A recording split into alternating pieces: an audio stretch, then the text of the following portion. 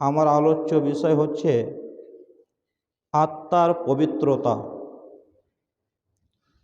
আমার মূল বক্তব্য যাওয়ার পূর্বে একটি হাদিস এবং একটি উদাহরণ পেশ করে আমি আমার মূল বক্তব্য থেকে ফিরে যাব ইনশাআল্লাহ। জিয়াদ বিন লাবিত রাদিয়াল্লাহু তাআলা আনহু বলছেন, যাকারান নবী সাল্লাল্লাহু আলাইহি ওয়াসাল্লাম শাইআন, আল্লাহর নবী সাল্লাল্লাহু আলাইহি ওয়াসাল্লাম একটি বিষয় আমাদের সামনে উল্লেখ করলেন।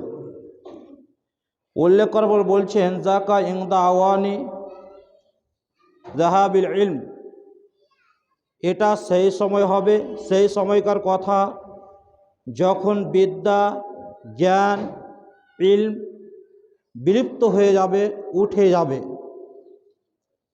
আল্লাহর নবী সাল্লাল্লাহু আলাইহি ওয়াসাল্লাম এমন একটি কথা বললেন, কথা বলার পরে তিনি বলছেন এটা তখনকার কথা যখন ইলম থাকবে না, জ্ঞান উঠে যাবে, বিলুপ্ত হয়ে যাবে। এই কথা শুনে জিয়াদ বিন লাবিত রাদিয়াল্লাহু তাআলা বলছেন, কুনতু ইয়া রাসূলুল্লাহ কাইফা ইয়াযহাবুল ইলম, কেমন করে আল্লাহ নবী ইলম উঠে যাবে, কেমন করে বিদ্যা বিলুপ্ত হয়ে যাবে। ওয়া নাহনু নাকরাউল কোরআন, অথচ আমরা কোরআন পাঠ করছি, আমাদের সন্তানদেরকে কোরআন শিক্ষা দিচ্ছি, তারাও তাদের সন্তানদেরকে কোরআন শিক্ষা দিবে ইলা ইয়াউমিল কিয়ামা, কিয়ামত পর্যন্ত চলতেই থাকবে। তাহলে জ্ঞান, ইলম, বিদ্যা বিলুপ্ত হয়ে যাবে কি ব্যাপারে? তাহলে অত্র হাদিসে জিয়াদ বিন লাবিত রাদিয়াল্লাহু তাআলা আনহু তিনি বুঝে উঠতে পারছেন না যে বিদ্যা উঠে যাবে, বিদ্যা বিলুপ্ত হয়ে যাবে। তাই তিনি প্রশ্ন করছেন যে আমরা কোরআন পড়ছি, আমরা আমাদের সন্তানদেরকে শিক্ষা দেব, তারা তাদের সন্তানকে শিক্ষা দিবে, এইভাবে তো কিয়ামত পর্যন্ত চলতেই থাকবে। আজকে যেমন ধরুন যে আগে পূর্বে 10 বছর আগে যত মাদ্রাসা ছিল এখন তার চেয়ে বেশি না কম? জি বেশি। 10 বছর আগে যত জালসা হতো না, আজকে জালসা বেশি না কম? বেশি। 10 বছর আগে যত জ্ঞান চর্চা ছিল না, এখন জ্ঞান চর্চা বেশি না কম? বেশি। অধিকাংশ মসজিদে দেখেন ইজতেমা চলছে, বাড়িতে ওখানে দাওয়াতি কাজ হচ্ছে, টিভি, টেলিভিশন, সোশ্যাল মিডিয়া, প্রত্যেক জায়গাতে দাওয়াতি কাজ হচ্ছে না? তার মধ্যে দেখছি আরো বিদ্যার হার বেড়ে চলেছে, তাই না? ইলম তো আরো প্রসার হচ্ছে। তো আল্লাহর নবী সাল্লাল্লাহু আলাইহি ওয়াসাল্লাম বলছেন যে সেটা তখন ঘটবে যখন বিদ্যা, ইলম বিলুপ্ত হয়ে যাবে। তো জিয়াদ বিন লাবিত রাদিয়াল্লাহু তাআলা এটা বুঝতে পারছেন না, কি করে হবে? আমরা কোরআন পড়ছি, আমরা আমাদের সন্তানের কোরআন শিক্ষা দেবো, তারা তাদের সন্তানের কোরআন শিক্ষা দেবে, এটা তো চলতেই থাকবে কিয়ামত পর্যন্ত। নবী সাল্লাল্লাহু আলাইহি ওয়াসাল্লাম তখন বলছেন, তোমার মা তোমাকে বিলাপ করুক। আমি তো মনে করছিলাম জিয়াদ তুমি একটা মদিনার শ্রেষ্ঠ বুদ্ধিমান ব্যক্তি। আওয়া আলাইসা হাযিহিল ইয়াহুদ ওয়ান নাসারা ইয়াকরাউনা আত-তাওরাত ওয়াল ইনজিল, তিনি ইশারা করলেন এই যে ইহুদি আর নাসারা, এই যে ইহুদি খ্রিস্টানেরা, তারা কি কোরআন, তারা কি তাওরাত ইনজিল পড়ে না? এই যে ইহুদি নাসারা, ইহুদি খ্রিস্টানেরা, তারা কি তাওরাত ইনজিল পড়ে না? লা ইয়ালামুনা বিশাইয়্যিম মিম্মা ফীহিমা, এই তাওরাতের মধ্যে, ইনজিলের মধ্যে যা আছে সে অনুযায়ী আমল করে না। তার মানে বিদ্যা তো আছে, তবে কি নেই? আমল নেই। আজকে মাদ্রাসা দিনের পর দিন বাড়তেই আছে, জালসা হতেই আছে, আপনার ইজতেমা তাবলিগ হতেই আছে, কিন্তু সবই শুনছে, আমল হচ্ছে কি? তার মানে কি বিদ্যা শেষ, বিলুপ্ত হয়ে গেছে। এটা আল্লাহ নবী সাল্লাল্লাহু আলাইহি ওয়াসাল্লাম আজ থেকে 1450-1500 বছর হতে যাচ্ছে, সেই সময় সেই কথা আল্লাহ নবী বলে দিয়েছে যে ইহুদি খ্রিস্টানেরা যেমন তাওরাত পড়ছে, ইনজিল পড়ছে, কিন্তু সে অনুযায়ী তারা আমল করে না, ঠিক সেটাই হচ্ছে এই উম্মার অবস্থা। এতদিন ধরে আমরা দ্বীন ইসলাম শুনছি, ঘরে ঘরে জালসা হচ্ছে, ইজতেমা হচ্ছে, সোশ্যাল মিডিয়ায় শুনছি, আর কত ব্যবস্থা রয়েছে, শোনা হচ্ছে, কিন্তু আমল হচ্ছে? ওই আমল না হওয়াটাকে ইলম বিলুপ্ত হওয়ার কথা আল্লাহ নবী সাল্লাল্লাহু আলাইহি সাল্লাম বলে দিয়েছেন। দ্বিতীয় যে উদাহরণটা আপনাকে বলেছি যে দিব, খুব মনোযোগ সহকারে শুনবেন। ধরুন একটা ছেলেকে 10-11 বছর বয়সের একটা ছেলেকে জিজ্ঞেস করছেন যে আচ্ছা তুমি কোন ক্লাসে পড়ছো? তো ছেলেটা উত্তর দিল যে আমি ক্লাস 5-এ পড়ছি। যখন সে ছেলেটা ক্লাস 5-এ পড়ছে তখন তার বয়স হচ্ছে 11 বছর।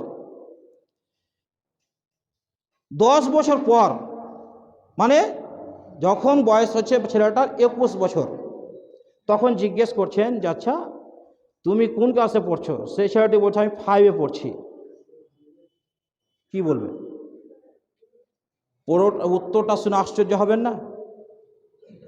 আরে তুমি যখন 11 বছর 10 বছর আগে যখন জিজ্ঞেস করলাম, দিয়ে তুমি উত্তর দিচ্ছ আমি 5-এ পড়ছি।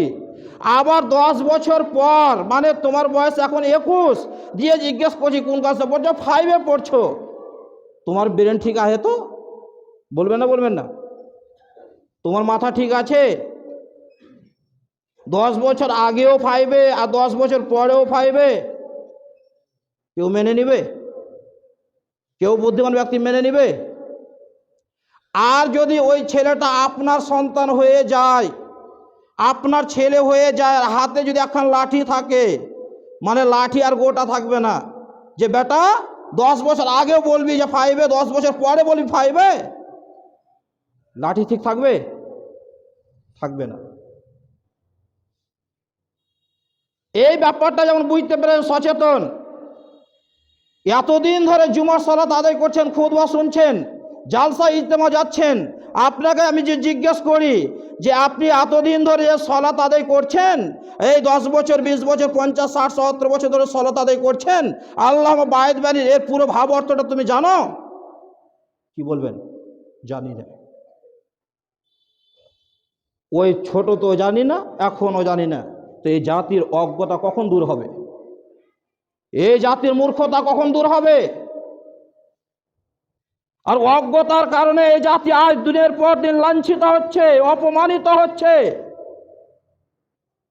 এমন কি বড় একটা লজ্জার বিষয়, যখন এই জাতি ছোটতে বাচ্চা যখন মসজিদে পড়তে আসতো, তখনই 4-5টা সূরা গুলো মুখস্থ হয়ে গেছিল, দিয়ে তখন সালাত আদায় করতো। ওই 10 বছর বয়সে, 10 বছর থেকে মসজিদ ছেড়ে দিল, আবার যখন 30-40-50 বছর বয়সে মসজিদ ধরলো, এসে জিজ্ঞাসা করছে এটা জানো? বলছে সব ভুলে গেছি মৌলভী সাহেব। ছেলে ডান্ঠা ছেলে পিঠে, 10 বছর আগে যদি বলে 5-এ, 10 বছর পরে যদি 5-এ পড়ে, তার পিছনে যে ডান্ঠা আপনি ভেঙে দেন যে বেটা 10 বছর আগে 5-এ, 10 বছর পরে 5-এ, এটা যেমন আপনি সহ্য করতে পারেন না, তাহলে আপনি আপনাকে উত্তরটা দিন যে আপনি যখন ছোটবেলায় আম্মা পাড়া পড়েছিলেন, মসজিদে কোরআন পড়েছিলেন, তখন 10টা সূরা মুখস্থ করেছিলেন, আজ 50 বছরের মসজিদে এসে বলছে যে ভুলে গেছি। ভুলে গেছি শোনা হবে না, আর উন্নত শোনা হবে? এ জাতি এটা অজ্ঞতা। কখন এটা আপনাদের জ্ঞান ঢুকবে? ওই সপ্তাহে শুনে গেছি কিছু কথা, আজকে যদি জিজ্ঞেস করি উন্নতি হয়েছে হয়নি, আরো ভুলে গেছি। এই অজ্ঞতা নিয়ে দেশে এগাতে পারবেন? গোটা বিশ্ব জয় করতে পারবেন? প্রিয় ভাই, নিজের মধ্যে অজ্ঞতা না রেখে একটু লেখাপড়া শুরু করুন। বড় আফসোস, যে সকল ভাইরা সালাত আদায় করে, এ আল্লাহ বায়েত বাণী থেকে শুরু করে সালাম ফিরা পর্যন্ত কোনো ব্যক্তি উঠে দাঁড়াতে পারবে না। যারা মাদ্রাসায় লেখাপড়া করেনি তারা বাদ দিয়ে পুরো অর্থ বলতে পারবে না। কেন? ওই যে চেষ্টা নেই শিখব। বরঞ্চ আরো আফসোস লাগে, কোনো ব্যক্তি যদি জানেও না তো জিজ্ঞেস করেও না এসে যে ইমাম সাহেব রুকুতে কি দোয়া বলতে হয় এটা একটু বলুন তো, ভাবছে আমার 40-50 বছর বয়স, এখন বলতে যাবো তো লজ্জা লাগছে। ওই সারা জীবন ওইভাবেই চলে গেল। নিজের মধ্যে একটু জ্ঞান নিয়ে আসুন, একটু চিন্তা ভাবনা করুন। আর কতদিন অজ্ঞ জাহেল মূর্খ হয়ে থেকে যাবেন? দিনের পর দিন এত জালসা শুনছেন, খালি শিখে থেকে যাবেন? আল্লাহ আমাদেরকে হেফাজত করুক। কিয়ামতের মাঠে ওই বক্তাদেরকে জাহান্নামে ভরবে, ওই বক্তা শ্রোতাকে জাহান্নামে ভরে দিবে। ভরে দেওয়ার পরে যখন বক্তা সাহেবের নাড়ি বুড়ি সব বেরিয়ে ছুটে ঘুরতে থাকবে, এই বক্তার অবস্থাতে যারা জাহান্নামে আছে জাহান্নামীরা খুব কষ্ট পাবে। তখন জাহান্নামীরা দেখতে যাবে কে আছে দেখি তো, দেখবে রে অমুক বক্তা। তখন বলবে, বক্তা সাহেব আপনি যে আমাদেরকে বলতেন ভালো কাজের আদেশ দিতেন আর মন্দ কাজে নিষেধ করতেন, আপনার হালাত কেন আজকে এরকম? তখন সে বলতো, যারে আমি তোমাদের ভালো কথা বলতাম, আমি নিজে করতাম না, তোমরা খারাপ কাজটা নিষেধ করতাম, আমি খারাপ কাজটা করতাম। তখন এই বক্তা গেহে জাহান্নাম, আর এই শ্রোতা শুনত বক্তব্য, এই শ্রোতাও গেহে জাহান্নাম। তোমরা জাহান্নাম যাওয়ার জন্য নাকি? আল্লাহ পাক আমাকে হেফাজত করুক এই সকল বক্তা থেকে, যেন আল্লাহ সুবহানাহু ওয়া তাআলা আগে আমাকে যেন জাহান্নাম থেকে বাঁচান। কারণ আমাকে এই হাদিসটা খুব ভয় দেয়, যে না জানি যে এর মাধ্যমে হয়তো আল্লাহ সুবহানাহু ওয়া তাআলা আমাকে তাকে ঠেলে দিবে। এই জন্য আল্লাহকে পানা চাই আমি সর্বাবস্থায়, আল্লাহ যেন আমাকে সেই রকম বক্তা, সেই রকম আলেম এবং সেই রকম আপনাদেরকে শ্রোতা যেন না করেন যে আমার সাথে সাথে সবাই জাহান্নাম যাবে, এমনটা না হয়। আল্লাহ আমাদের সকলকে হেফাজত করুক বলে আমিন। প্রিয় ভাই, তো আজকে আমার আলোচ্য বিষয় হচ্ছে তাজকিয়াতুন নফস, নফসের পবিত্রতা, আত্মার পরিশুদ্ধ, আত্মার পরিষ্কার পরিচ্ছন্নতা।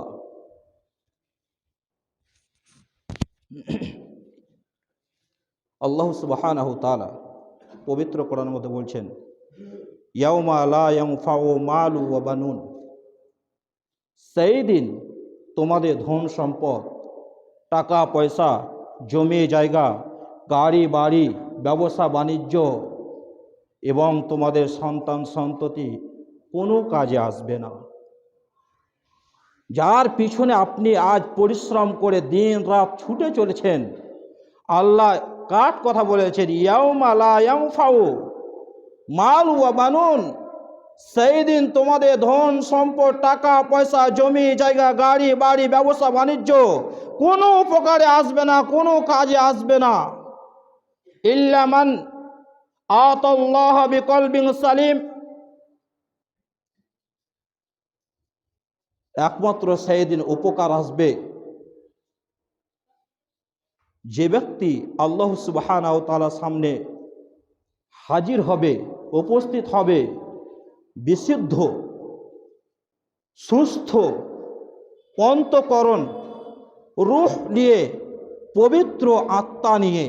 যারা আল্লাহ সুবহানাহু ওয়া তাআলার সামনে পবিত্র আত্মা নিয়ে উপস্থিত হবে, হাজির হবে, এই ব্যক্তি ব্যতীত সকল মানুষই মুক্তি পাবে না। আত্মা কি? আল্লাহ নবী সাল্লাল্লাহু আলাইহি ওয়াসাল্লাম বলছেন, যে ব্যক্তি তিনটি কাজ করলো সে ঈমানের স্বাদ পেয়ে গেছে। যে ব্যক্তি তিনটি কাজ করলো সে ঈমানের স্বাদ পেয়ে গেছে। যদি আপনার মধ্যে এই তিনটি কাজ না থাকে, তাহলে অবশ্যই আপনার কি করতে হবে? এটাকে গ্রহণ করতে, মেনে নিতে হবে। ইনশাআল্লাহ, ইনশাআল্লাহ বললেন? ইনশাআল্লাহ। আসলে আমরা বড় অভাব। একটা কথা বলি, গত শুক্রবার আমি এক জায়গায় গিয়েছিলাম, একজন দিনী ভাইয়েরা ফোন করেছিলেন, দিয়ে আমাকে ডাকছিলেন খুতবার জন্য। ওখানে গিয়ে, জায়গাটা হচ্ছে কল্লিতলা মোড়, আপনার মুর্শিদাবাদের শেষ সীমারেখা, কুলি পার করে, কুলি থেকে মোটামুটি 12-13 কিলোমিটার ভেতরে। ওখানে গিয়ে একটা জিনিস যা পেলাম, ওনারা কতটা ইসলামকে প্রাধান্য ভালোবাসতেন, যে যখন তাদের মসজিদের হর্তা, যিনি সেক্রেটারি, তিনি দাঁড়িয়ে কথা বলছেন যে আমরা মসজিদের জন্য 2টা কাজ করেছি, 2টা ফান্ড। এক, মসজিদে কিছু টাকা আয় আসবে, ওই টাকাটা কি হবে? এই ফান্ডে থাকবে, এই ফান্ডে মসজিদে যাবতীয় যা খরচ সেটা বহন করবে। আর একটা ফান্ড তৈরি করেছি, এই ফান্ড দিয়ে আমরা মসজিদ তৈরি করব, এই টাকা খরচা করব না, এটা তৈরি করব। তো সকলে বলছে আলহামদুলিল্লাহ, সকলে বলছে। ওরা আবার বলল, ভাইজান আমরা মসজিদ তৈরি করার জন্য মসজিদ জায়গা করেছি, 8 লক্ষ টাকা লেগেছে, তার মধ্যে এত টাকা ধার ছিল, ওই টাকাটা শোধ হয়ে গেছে। যখনই শোধ হলো সকলে বলছে আলহামদুলিল্লাহ। সকল মুসাল্লি, একজন বাদ বুঝতে পারলাম না, মানে সকলে মুখ থেকে আওয়াজ ভেসে এলো আলহামদুলিল্লাহ। যখনই কোনো কিছু বলছেন ইনশাআল্লাহ। তারপরে বললেন যে আমরা প্রত্যেকের কাছে একটা দাবি করেছি, মান্থলি 50 টাকা করে ব্যক্তি আপনাকে লাগবে। যাদের সামর্থ্য, প্রত্যেকটা ব্যক্তিকে 50 টাকা লাগবে, এবং যাদের সামর্থ্য নেই তারা কেউ বঞ্চিত হবেন না, সকলে যার যেমন সামর্থ্য সে কিন্তু দিবেন। তখন তারা বলছে আলহামদুলিল্লাহ, ইনশাআল্লাহ আমরা দিব। এই যে একটা আগ্রহ, ওখানে গিয়ে আমি ভাবতে অবাক হলাম, যখনই যে কথা বলছে তখনই তাদের মুখ দিয়ে আলহামদুলিল্লাহ না হলে ইনশাআল্লাহ, মানে মুখে ঠোঁটে যেন ঝুলছে। আর আমি বললাম যে 3টা জিনিস মানবো, আমি একা ইনশাআল্লাহ বললাম, তো আপনারা কেউ বললেন না। দুঃখ। তো আল্লাহ নবী সাল্লাল্লাহু আলাইহি সাল্লাম বলছেন, যে ব্যক্তি 3টি কাজ করলো সে ঈমানের স্বাদ পেয়ে গেছে। তার এক, যে আল্লাহ সুবহানাহু ওয়া তাআলা এক অদ্বিতীয়, তার দাসত্ব করলো, তার ইবাদত করলো। 2, যাকাত দিল। যাকাতটা কিন্তু সবার জন্য নয়, যাকাত যারা ধনী, যাদের সম্পদ আছে, টাকা পয়সা আছে, সোনাদানা আছে, এদের জন্য যাকাত, বাকি গরিবের জন্য যাকাত নয়। তাহলে 3টি কাজের মধ্যে 2টি কাজ গরিবদের জন্য আর 3টি হচ্ছে ধনীদের জন্য।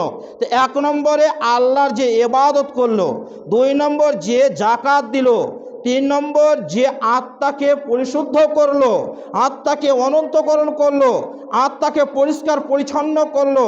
এই 3টি কাজ যার মধ্যে থাকবে সেই ব্যক্তি ঈমানের স্বাদ পেয়ে গেছে। এ কথা বলার সাথে সাথে একজন সাহাবী চট করে দাঁড়িয়ে বলছে, ওমা তাজকিয়াতুন নফস, আত্মার পবিত্রতা কি আল্লাহর নবী? আত্মার পবিত্রতা কি? তো নবী সাল্লাল্লাহু আলাইহি সাল্লাম বললেন, তুমি যেখানে থাকো না কেন তোমার সাথে আল্লাহ আছে, এটা মেনে রাখো। তুমি জানো যে তোমার সাথে আল্লাহ আছে, মানে তুমি যখনই যে কাজ করতে যাও না কেন তখনই ভাবো আল্লাহ আমাকে দেখছে, আল্লাহর শক্তি আমার প্রতি সর্বত্র, আল্লাহর ক্ষমতা, আল্লাহ শাস্তি সম্পর্কে জেনে রাখো, সর্ব অবস্থায় আমি আল্লাহর চোখের সামনে আছি। অতএব আল্লাহকে ফাঁকি দেওয়া যাবে না। যখনই তুমি এই কাজটা করতে পারবে তখনই তোমার দ্বারা আর কোনো অপরাধ, গুনাহগার আর হবে না। আত্মার পবিত্রতা, আমরা পবিত্রতা বুঝি যেমন জামা কাপড় ময়লা হয়ে গেলে পরিষ্কার করতে, এটা আমরা জানি। অনুরূপ আমাদের শরীরে যদি নাপাক লেগে যায় সেটাও পরিষ্কার করতে হয়, এটাও আমরা জানি। বাড়িঘরের ব্যাপারে সচেতন, পরিষ্কার পরিচ্ছন্ন করতে হবে। একটা বাচ্চা ছেলে যদি নোংরা লেগে যায় পায়ে, তাহলে সে বাচ্চা ছেলেও বুঝে নোংরাটা মুছতে হবে, তাই দেখবেন ওরা মুছে যাচ্ছে না, ধুয়ে নিচ্ছে। পবিত্রতা সেও বুঝে, কিন্তু আত্মার পবিত্রতা কি? আত্মা তো আর দেখা যায় না, আত্মা মানুষ অনুভব করে, বিশ্বাস করে, তার অস্তিত্ব বিশ্বাস করেছে, তবে আত্মা দেখা যায় না।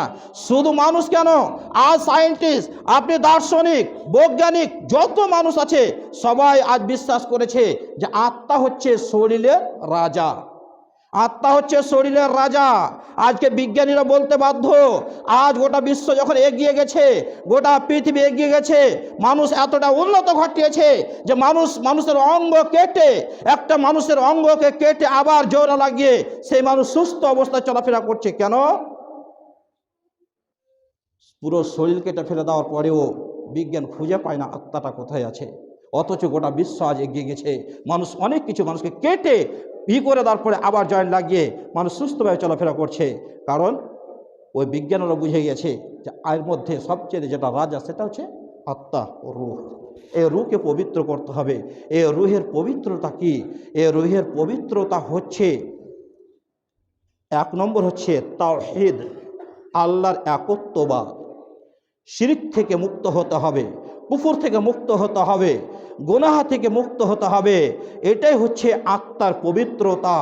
যে যত বেশি গুনাহ করবে, যে যত বেশি শিরক করবে, যে যত বেশি কুফরি করবে, যে যত বেশি মুনাফিকি করবে, তার আত্মা তত অপবিত্র হবে, অত কুলুষিত হবে, অত ঢেকে যাবে। এই আত্মা আস্তে আস্তে আস্তে আস্তে আস্তে আস্তে আত্মা যখন শেষ হয়ে যাবে তখন অটোমেটিক মানুষ ফাঁসি দেয় না, বিষ খায় না। একটা কথা মনে রাখবেন, আমি এটা আমার গবেষণায় বলছি, জানি না কতটা সত্য মিথ্যা, আল্লাহু আলাম, তবে এটা আমার গবেষণার কথা বলছি। আজ পর্যন্ত কোনোদিন শুনেছেন যে কোনো আলেম ফাঁসি দিয়ে মারা গেছে? কোনোদিন শুনেছেন যে কোনো আলেম বিষ খেয়ে মরে গেছে? কোনো আলেম নিজে মনে আত্মহত্যা করেছে? কোনোদিন শুনেছেন? শুনেননি। তবে ডাক্তার ফাঁসি দিয়ে মারা গেছে, মাস্টার আত্মহত্যা করে দিয়েছে। কেন? ব্যবধান এখানে। এখানে দুটো কথা বলি, যেহেতু সময় শেষ হয়ে গেছে, দিয়ে আমি শেষ করে দিচ্ছি, তারপরে আগামী সামনে এটা আলোচনা হবে। শরীরকে সুস্থ রাখতে এই যে আপনার বডি, এই বডির থেকে সুস্থ রাখার জন্য কিসের প্রয়োজন? খাদ্যের প্রয়োজন। আর একটা কথা মনে রাখবেন, এটা ইমানি ব্যাপার। আমি আপনাকে প্রশ্ন করছি, আপনারা কি আমাকে দেখতে পাচ্ছেন? জি, আপনারা সবাই মিলে কি আমাকে দেখতে পাচ্ছেন? পাচ্ছেন। আমি যে বলছি আমি আপনাকে দেখতে পাই না, আমি আপনাদেরকে কাউকে দেখতে পাচ্ছি না। কথাটা উল্টো হয়ে গেল, তাই না? জি, আসলে হচ্ছে আমি আপনাদেরকে দেখতে পাই না, মানে আপনি আমার হাত দেখছেন, মাথা দেখছেন, চোখ সব দেখছেন, বডি দেখছেন। আমি বলতে কে? আমি বলতে আত্মা, রূহ। আমার দেহ থেকে রূহ বের আমি কথা বলতে পারবো? মানে বডি কথা বলবে? তার মানে আপনি কি আমার রূহকে দেখতে পাচ্ছেন, আত্মা দেখতে পাচ্ছেন? না, আমার বডি দেখছেন, চোখ মুখ হাত পা পুরো বডি দেখতে পাচ্ছেন, তবে আত্মা দেখতে পাচ্ছেন। আমি আপনার আত্মা দেখতে পাই না, আপনার দেহ দেখতে পাচ্ছি, আপনার বডি দেখতে পাচ্ছি, তবে আত্মা দেখতে পাই না। তাহলে আপনার এই বডি যখন মায়ের পেটে 43 আপনার হয়ে গেছিল, সেই সময় দুইজন ফেরেশতা এসে আত্মাটাকে নিয়ে বাইরে দাঁড়িয়ে আছে। দাঁড়িয়ে থাকার পরে একজন ফেরেশতা মায়ের পেটে ঢুকে ওখানে লেখলো তাক দিয়ে, তুমি এতটা খাবা, এতটা পড়বা, এই করবা, ওই করবা, সব তাক দিয়ে লেখা হয়ে গেল। তারপরে রূহ ফুঁকে দিল, মানে খাদ্যর তালিকা লিখলো, তাকদির লিখলো ওই বডির। তখন আপনার বডিকে সুস্থ রাখার জন্য কি দরকার? খাদ্যের প্রয়োজন। যদি 1 দিন 2 দিন 4 দিন 10 দিন খাবার না খান, আস্তে আস্তে আস্তে আস্তে শরীর অসুস্থ হয়ে আপনি রোগাক্রান্ত হয়ে দুনিয়া ত্যাগ করতে হতে পারে। এই জন্য আপনাকে শরীর সুস্থ রাখার জন্য খাদ্যের প্রয়োজন। পেটে যদি খিদা থাকে আর আপনাকে কেউ বলে এটা কাজ করে, ভালো লাগবে? ভালো লাগবে না। তার মানে কেন? পেটে জ্বালা আছে, পেটে জ্বালা বন্ধ না হওয়া পর্যন্ত শান্তি পাওয়া যাবে না। তাহলে পেটকে শরীরকে সুস্থ রাখার জন্য খাদ্যের প্রয়োজন। অনুরূপ এই আত্মার খোরাক যদি আত্মা না পায়, তাহলে আস্তে আস্তে আত্মাও অসুস্থ হয়ে যাবে। আর যেদিন আত্মা অসুস্থ হয়ে যাবে, পৃথিবীর কোনো শক্তি, কোনো ডাক্তার, কোনো দার্শনিক, কোনো বৈজ্ঞানিক এর খাবার তৈরি করে দিতে পারবে না। কারণ আত্মার খোরাক এগুলা খাবার নয়। আত্মার খোরাক হচ্ছে পবিত্র কোরআন, আত্মার খোরাক হচ্ছে আল্লাহর জিকির, আত্মার খোরাক হচ্ছে সালাত, আত্মার খোরাক হচ্ছে আপনার এই রোজা। আল্লাহর জিকির হচ্ছে আত্মার খোরাক। যত বেশি আপনি আল্লাহর কাছে কেঁদে কেঁদে তওবা করবেন, মনের মধ্যে দেখবেন প্রশান্তি নামছে। যত বেশি আপনি কোরআন অধ্যয়ন করেন, কোরআন পাঠ করবেন, মনের মধ্যে দেখবেন শান্তি নেমে আসছে। যত বেশি আপনি আল্লাহর ধ্যানে মগ্ন থাকবেন, মনের মধ্যে দেখবেন শান্তি নেমে আসছে। শান্তি আর শান্তি। এই জন্য আল্লাহ সুবহানাহু ওয়া তাআলা পবিত্র কোরআনে কথা বলে তুলে ধরেছেন। এই জন্য আপনাদেরকে বলবো যে আত্মার খোরাক হচ্ছে পবিত্র কোরআন, আত্মার খোরাক হচ্ছে আল্লাহর জিকির, আত্মার খোরাক হচ্ছে আল্লাহর ইবাদত। আল্লাহর ইবাদত থেকে যতক্ষণ দূরে রাখবেন, আত্মা আস্তে আস্তে অসুস্থ হয়ে যাবে। আর এই আত্মা, অসুস্থ আত্মা নিয়ে আপনি জান্নাত পাবেন না। আত্মাকে যদি পবিত্র না করে দুনিয়া থেকে বিদায় হয়ে চলে যান, জান্নাত হবে না। জান্নাত নির্ভর করছে আত্মার পবিত্রতার উপরে। আত্মা পবিত্রতা হলে জান্নাত হবে, আর আত্মার পবিত্রতা না হলে জান্নাত হবে না। এই জন্য আত্মাকে পবিত্রতা করুন, আর আত্মার পবিত্রতা না হলে জান্নাত হবে না। এই বাবা আমরা আগামী সপ্তাহে ইনশাল্লাহ আপনাদেরকে বলে দেব যে এর দলিল, এর হাদিস কি আছে, কোরআন কি আছে। এই জন্য আপনারা প্রস্তুতি গ্রহণ করুন যে আত্মাকে পবিত্র করুন, আত্মার পবিত্রতা আপনি বজায় রাখুন, পরিষ্কার পরিচ্ছন্ন করুন। তাহলে কী হবে? অটোমেটিক বিভিন্ন রকমের অসুখ থেকে আপনি মুক্তি পেয়ে যাবেন। পরিশেষে আল্লাহ সুবহানাহু ওয়া তাআলা দোয়া করি, আল্লাহ রাব্বুল আলামিন আমাদের সকলকে যেন পবিত্র কোরআন এবং সেই সুন্নাহ বোঝার এবং সেই মোতাবেক আমল করার তৌফিক দান করে, বলে আমিন। আমরা সকলে যেন আত্মার প্রতি সজাগ হই, আত্মাকে যেন পবিত্র করি। 1 নম্বরে তাওহীদ দিয়ে, 2 নম্বরে রাসূলুল্লাহ সাল্লাল্লাহু আলাইহি ওয়াসাল্লামের সুন্নাত, মানে আকীদা এবং মানহাজ, আকীদা এবং মানহাজ এই দুইটি দিয়ে আত্মাকে পরিশুদ্ধ করুন, ইনশাআল্লাহ জান্নাত হবে। আমার আলোচ্য বিষয় আত্মার পবিত্রতা।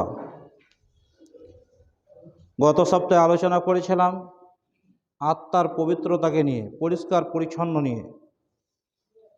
যেমন দেহকে পরিষ্কার পরিচ্ছন্ন করতে হয়, ঘর বাড়ি জামা কাপড় যখন ময়লা জমে যায়, নোংরা হয়ে যায়, তখন আমরা সেটাকে পরিষ্কার পরিচ্ছন্ন করি, এটা আমরা বুঝি। কিন্তু আত্মাকে যে পবিত্রতা করতে হবে, আত্মাকে পরিষ্কার পরিচ্ছন্ন করতে হবে, পরিশুদ্ধ করতে হবে, সে সম্পর্কে আমরা উদাসীন, আমরা বুঝি না। এই জন্য গত সপ্তাহে আমরা আলোচনা করেছিলাম এই আত্মার পবিত্রতা নিয়ে। আত্মাকে তো আর দেখা যায় না যে তাকে কিভাবে আমরা পরিষ্কার করব, সাবান দিয়ে না কি দিয়ে। সেই জিনিসটা আমরা গত সপ্তাহে জেনেছিলাম যে আত্মার পবিত্রতা হচ্ছে আল্লাহ সুবহানাহু ওয়া তাআলার স্মরণ, আল্লাহ সুবহানাহু ওয়া তাআলার জিকির। তার এক নম্বর যেটা ধাপ দিয়েছেন সেটা হচ্ছে প্রথমে তাওহীদ আপনাকে জানতে হবে, আপনাকে ঈমান জানতে হবে। প্রথম আত্মার খোরাক হচ্ছে, আত্মার পবিত্রতা হচ্ছে শিরক মুক্ত হওয়া, কুফর থেকে মুক্ত হওয়া। প্রথমে তাওহীদ আপনাকে জানতে হবে, তারপরে আপনার প্রত্যেকটা ধাপে ধাপে চলে আসবে। এটা হচ্ছে আত্মার পবিত্রতা। আত্মাকে যেভাবে যতটা পবিত্র করবেন আপনি ততটা সুস্থ থাকবে, মনের মধ্যে প্রশান্তি আপনার নেমে আসবে। আর আত্মা যদি অসুস্থ হয়ে যায়, আত্মা যদি আপন খোরাক না পায়, তাহলে আপনার মনের মধ্যে অশান্তি বিরাজ করবে, আপনি শান্তি কোথাও পাবেন না। আমরা বিগত কয়েক বছর আগে দেখেছি যে একজন বাংলাদেশের একজন খুবই ধনট্ট পরিবারের ব্যক্তি, একজন ধনী মানুষ, ফেসবুক লাইভে এসে তিনি কিছু কথা পরিবার সম্পর্কে তুলে ধরলেন। মানে এতটা টেনশন, মানে প্রথমে নিজের পিতামাতার কথা তুলে ধরেছিলেন, তারপরে নিজের স্ত্রীর কথা তুলে ধরলেন, ছেলে মেয়ের কথা তুলে ধরলেন, তারপরে আমরা দেখলাম কি ফেসবুক লাইভে নিজের মাথায় গুলি করে নিজেকে শেষ করে দিল, আত্মহত্যা করলো। কেন? এটা মনের মধ্যে শান্তি পায়নি। টাকা পেয়েছে, বিশাল কোটিপতি মানুষ, কিন্তু আত্মার যে প্রশান্তি, আত্মার যে শান্তি, আত্মার যে পবিত্রতা, এটা পায়নি, যার দরুনে তাকে আত্মহত্যা করতে বাধ্য হলো। যদি আপনার ইনকাম কম হয়, অর্থ কম থাকে, মনের মধ্যে প্রশান্তি যদি থাকে, আত্মা যদি পবিত্র পরিশুদ্ধ থাকে, তাহলে অবশ্যই আপনি শান্তি পাবেন।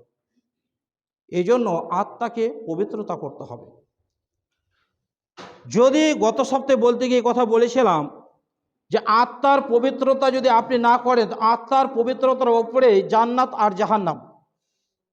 যদি আপনি আত্মাকে পরিষ্কার পরিচ্ছন্ন করেন, আত্মার পবিত্রতা বজায় রাখেন, তাহলে আপনার জন্য জান্নাত রয়েছে। আর যদি আত্মার পবিত্রতা না হয়, আত্মাকে পরিষ্কার পরিচ্ছন্ন না করেন, তাহলে আপনাকে জাহান্নামে যেতে হবে। আব্দুল্লাহ ইবনে উবাই একজন মুনাফিকের সর্দার। আব্দুল্লাহ ইবনে উবাই একজন মুনাফিকের সর্দার।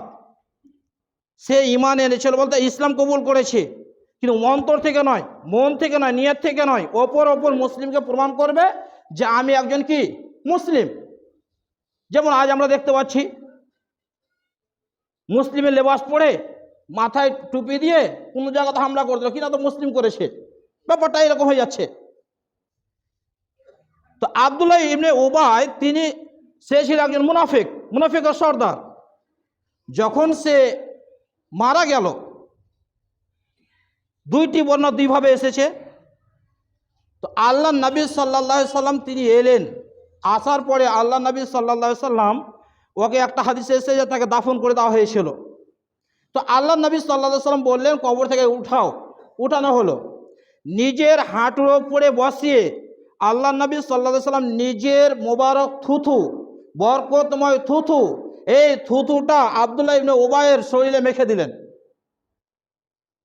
এমনকি নিজের পরনে যে পোশাক জামা, সেটা আল্লাহ নবী সাল্লাল্লাহু আলাইহি সাল্লাম সেটা খুলে আব্দুল্লাহ ইবনে উবাইকে পরিয়ে দিল, তারপরে কবর দাফন করে দিল। আল্লাহ নবী সাল্লাল্লাহু আলাইহি সাল্লাম যে থুথু লাগালেন, কেন? নবী সাল্লাল্লাহু আলাইহি সাল্লামের থুথুটা হচ্ছে বরকতময় থুথু, এটা হচ্ছে বরকতময়।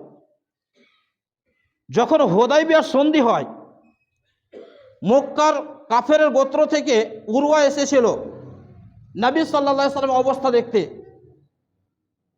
তখন তিনি বর্ণনা করতে গিয়ে কথা বলেছিলেন তাদের কমের কাছে যে আমি এত গেল রাজা বাদশার কাছে গেছি, কিন্তু তাদের প্রজারা অতটা তাদের রাজাকে সম্মান করে না যতটা মুহাম্মদ সাল্লাল্লাহু আলাইহি সাল্লামের অনুসারীরা মুহাম্মদ সাল্লাল্লাহু আলাইহি সাল্লামকে সম্মান করে।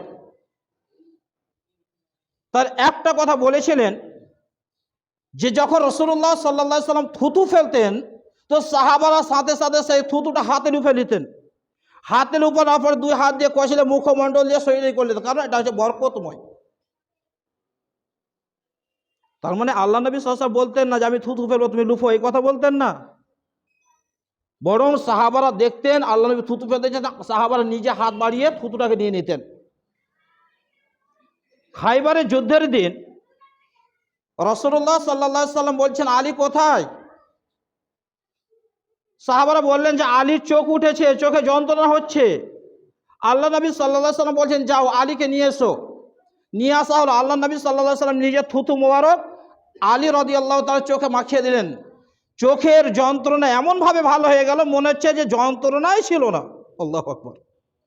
এই ছিল রাসূল সাল্লাল্লাহু আলাইহি ওয়াসাল্লাম থুতুর বরকত। সেই থুতু বরকতময় থুতু আব্দুল্লাহ ইবনে উবাই, যিনি মুনাফিক ছিল, তার গজা শরীরে মাখিয়ে আল্লাহ নবী নিজের জামাটাকে পরিয়ে কবরে দাফন করে দিল। তারপরেও তার ক্ষমা হয়নি। তারপরেও ক্ষমা হয়নি। কেন হয়নি?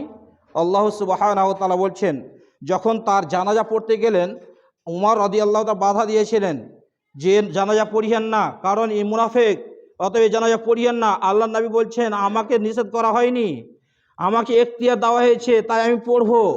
আল্লাহ নবী সাল্লাল্লাহু আলাইহি ওয়াসাল্লাম তার জানাজা পড়েছিলেন। আল্লাহ পাক আগে আয়াতে বলছেন ইস্তাগফির লাহুম আও লা তাস্তাগফির লাহুম, হে নবী মুহাম্মদ সাল্লাল্লাহু আলাইহি ওয়াসাল্লাম আপনি তাদের জন্য ক্ষমা প্রার্থনা করুন আর না করুন, আপনি তাদের জন্য ক্ষমা প্রার্থনা করো অথবা না করো, উভয়টাই সমান। ইন তাস্তাগফিরুল্লাহ ইন তাস্তাগফির সাবঈন আমার ইন তাস্তাগফির লাহুম সাবঈন মাররাতান, তুমি যদি ৭৭ বার তাদের জন্য ক্ষমা প্রার্থনা করো, তুমি যদি ৭৭ বার তাদের জন্য ক্ষমা প্রার্থনা করো, লা ইয়াগফিরুল্লাহু লাহুম, মহান আল্লাহ বলছেন আমি তোমার দোয়া কবুল করব না, তাদেরকে ক্ষমা করব না, কখনোই ক্ষমা করব না। কারণ যালিকা বিআন্নাহুম কাফারু বিল্লাহি ওয়া রাসূলি, কারণ তারা আল্লাহ এবং তার রাসূলের সাথে কুফরি করেছে।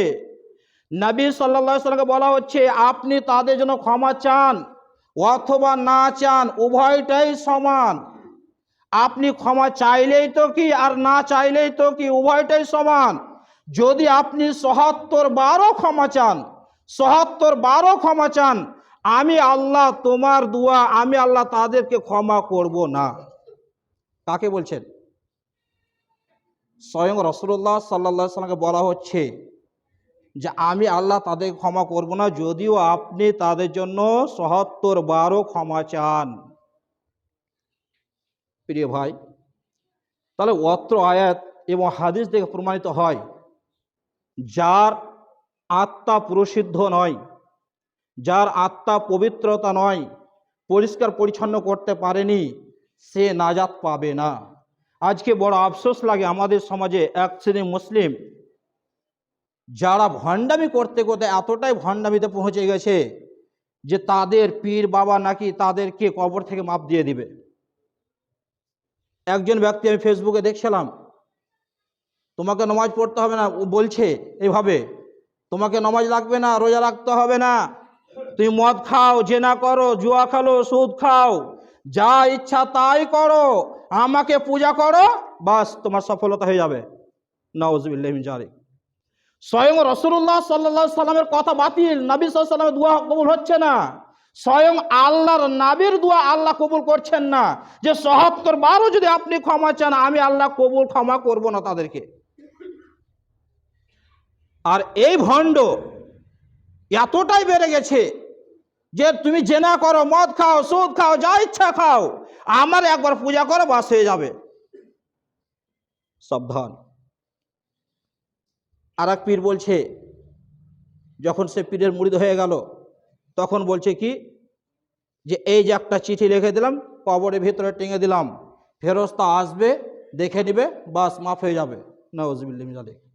এই ব্যাটার যে কি হবে নিজেই জানে না, আর সে আবার বলছে কবরে দিয়ে দিলাম পোস্টার, মানে একটা চিঠি লিখে কবরে টেঙে দিলাম, এবার ফেরেশতা এসে পালিয়ে যাবে। কত ভণ্ডামি!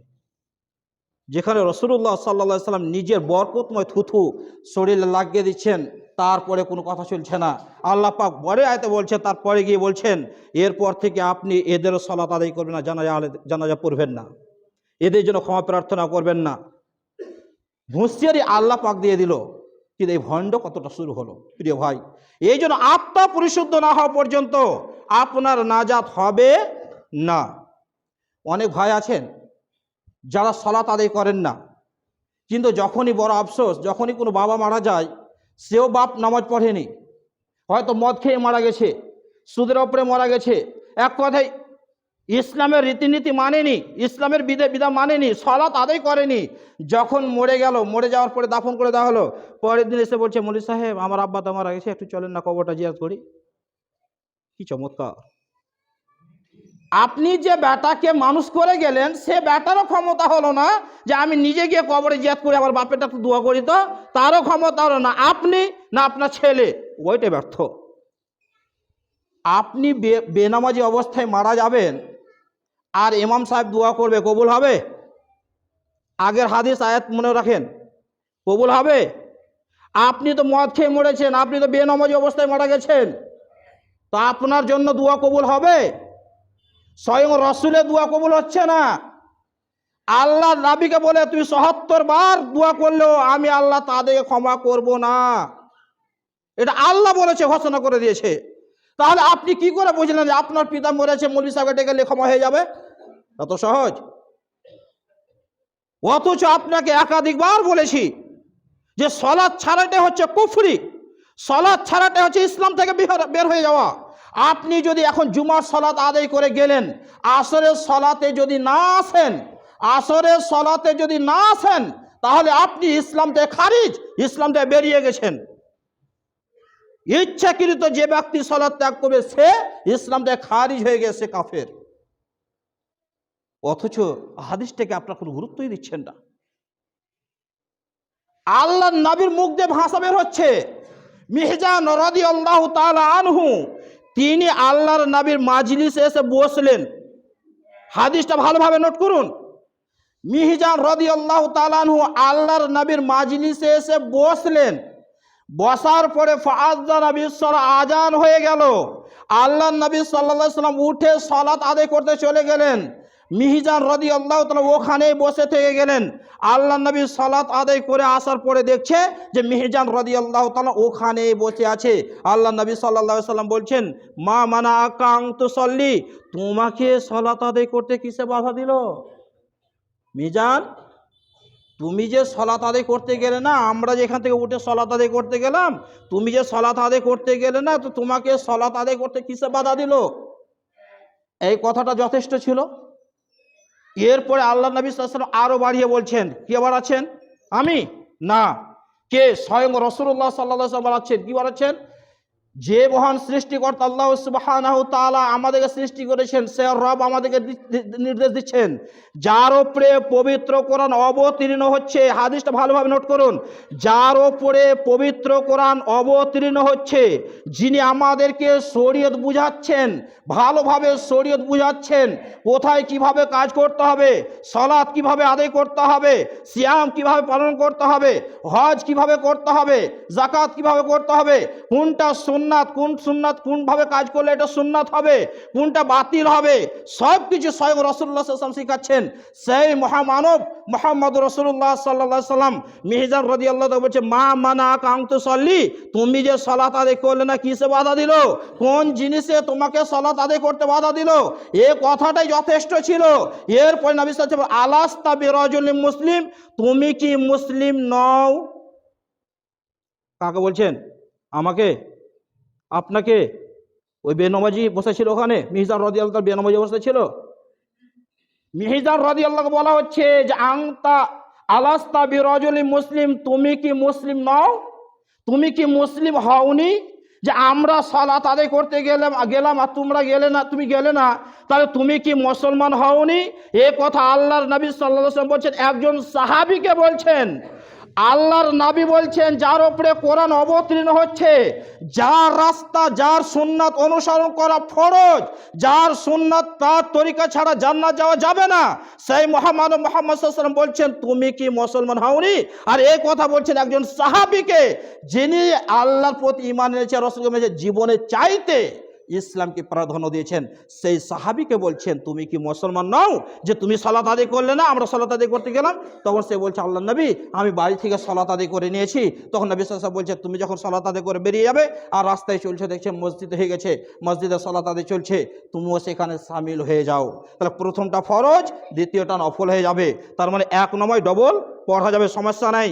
জোহরের নামাজ এখানে পেলেন, ওখানে চলছে, ওখানে সামিল হলে কোনো সমস্যা নেই। তাহলে এটা ফরজ, ওটা নফল। তার মানে তিনি বলে দিলেন যে আমি সালাত আদায় করে নিয়েছি, কিন্তু নবী সাল্লাল্লাহু আলাইহি ওয়াসাল্লাম বললেন না।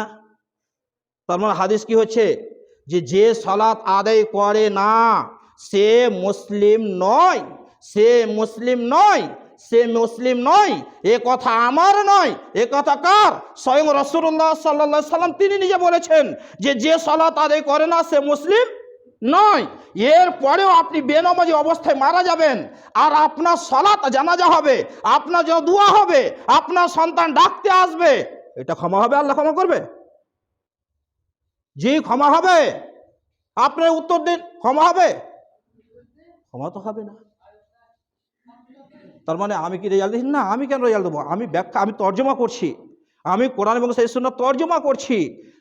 কাকে জান্নাত আল্লাহ দিবে সেটা তার ব্যাপার, তবে আল্লাহ তো বলে দিয়েছে কাকে জান্নাত দিব। আল্লাহ তো বলে দিয়েছে নাকি যে হ্যাঁ কাফেরকে জান্নাত দিয়ে দেবো? আল্লাহ তো বলে দিয়েছে জান্নাত কার কার আছে। প্রিয় ভাই, তার মানে আপনি যদি সালাত আদায় না করেন, আত্মাকে পরিশুদ্ধ পবিত্রতা না করেন, তাহলে জান্নাত আপনার হবে না। এই জন্য আপনার কি করতে হবে? নিজের আত্মাকে পবিত্রতা করতে হবে, আত্মাকে পরিষ্কার পরিচ্ছন্ন করতে হবে, আত্মাকে পরিশুদ্ধ করতে হবে, আত্মার পবিত্রতা করতে হবে। তাহলে আপনি অবশ্যই কিয়ামতের মাঠে নাজাত পাবেন, নচেত আপনি নাজাত পাবেন না। এই জন্য আপনাদেরকে বলা, আমার দাবি থাকবে যে অবশ্যই আপনারা নিজের আত্মার প্রতি যত্নবান হন, নিজের আত্মাকে পবিত্র করুন। দ্বিতীয় একটি কথা, গত সপ্তাহে একটা হাদিস বলেছিলাম, যে হাদিসটি হচ্ছে যে আমরা এত মানুষের সামনে ইসলামের বার্তা এত পৌঁছানোর পরও সফল হচ্ছে না কেন, সমাজ পরিবর্তন হচ্ছে না কেন, তার ব্যাপারে একটা হাদিস বলেছিলাম, এটা আপনাদের স্মরণ আছে আশা করি। যে সেই হাদিসটা কি হচ্ছে, আল্লাহ নবী সাল্লাল্লাহু আলাইহি ওয়াসাল্লাম ইয়াহুদীদেরকে স্মরণ করে বললেন, ইয়াহুদীদেরকে স্মরণ করে বলছেন আওয়া আলাইসা হাদিহিল ইয়াহুদু ওয়ান নাসারা ইয়াকরাউনা আত-তাওরাত ওয়াল ইনজিল। এই ইয়াহুদি নাসারা, ইয়াহুদি খ্রিস্টানরা কি তাওরাত পড়ে না? তারা কি ইনজিল পড়ে না? লা ইয়ামালুনা বিশাইইম মিম্মা ফিহিমা, কিন্তু তারা তাওরাত পড়ে, ইনজিল পড়ে, কিন্তু সে অনুযায়ী তারা কি করে না? আমল করে না। তারা আমল করে না। ওই জন্য আল্লাহ নবী সাল্লাল্লাহু আলাইহি ওয়াসাল্লাম কি বলেছিলেন প্রথমে, যে এটা ঘটবে তখন যখন বিদ্যা উঠে যাবে, বিলুপ্ত হয়ে যাবে। প্রিয় ভাই, গত সপ্তাহে বললাম, এই হাদিসটা যখন আপনাদের সামনে আমি পেশ করলাম, তার মানে আপনাকে ভাবা দরকার ছিল ওই জায়গাখানটায় যে ওর মধ্যে আমি নেই তো। কিন্তু একটা সপ্তাহে কোনো পরিবর্তন ঘটলো না। কেন পরিবর্তন না ঘটার কারণটা হচ্ছে শুনলাম আমল করব না। তার মানে এটা জাহিলিয়াত নয় তার কি? এটাই অজ্ঞতা নয় তার কি? তো এই অজ্ঞতার কতদিন থাকবে আপনার? গত সপ্তাহে একটা উদাহরণ দিয়েও আপনাকে বুঝিয়েছিলাম। তো ওই উদাহরণের মধ্যেও তো আসতে হতো যে অন্তত বেশি না পারতে গেলেও ধাপে ধাপে আগাতে হতো না, তো অন্তত ফরজ সালাত তো আদায় করতেন। প্রিয় ভাই, এই জন্য আপনাকে বলতে চাই যে আত্মার পবিত্রতা, আত্মার পবিত্রতাকে সঠিক করুন, পবিত্রতা করুন, আত্মার পবিত্র করুন, তাহলে ইনশাআল্লাহ আপনার মরফত জীবন মুক্তি পাবেন। আর যদি আত্মাকে পবিত্র না করেন তাহলে হবে না। এই জন্য আপনি আজকে শুনলেন আর বেরিয়ে সব কিছু ঝেড়ে ফেলে দেবেন, এটা হতে পারে না। তাহলে সমাজ কখনো সংশোধন হবে না। আপনি কি চান না যে আপনার পরিবার শান্তিতে বসবাস করুক? জি, আপনি কি চান যে আপনার পরিবারটা সুন্দরভাবে বসবাস করুক, শান্তিভাবে? না চান যে আমার পরিবার প্রত্যেক ঝগড়া লেগে থাক? আচ্ছা, কে কে হাত উঠেন তো যে কার কার পরিবার ঝগড়া লেগে থাকুক? হাত তুলেন। কেউ তুলবে না। মানে সবাই চাইছে যে আমার পরিবার শান্তি হোক। শান্তি কোথায়? রাসূলুল্লাহ আল্লাহ সুবহানাহু ওয়া তাআলা বলছেন, ইয়া আইয়ুহাল্লাযীনা আমানু কু আনফুসাকুম ওয়া আহলিকুম নারা, ও হে মুমিনগণ, তোমরা নিজেরা আগে নিজেদেরকে জাহান্নাম থেকে বাঁচাও, তারপরে তুমি তোমার আহাল পরিবারকে বাঁচাও।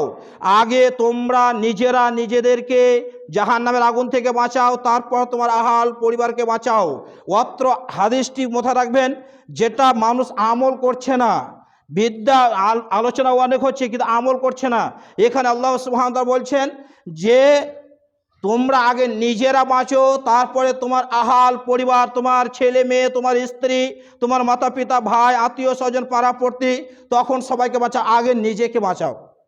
আজকে বড় আফসোস লাগে কি জানেন, যে আমাদের সমাজে মানুষ অনেক অনেক ব্যক্তি আছেন যারা বিভিন্ন ইসলামী দলের সঙ্গে জড়িয়ে আছেন, কিন্তু আবার এদেরও দুঃখ লাগে কি জানেন, এই যে হাদিসটি আগে বললাম যে তারা আমল করবে না, পড়বে কিন্তু আমল করবে না।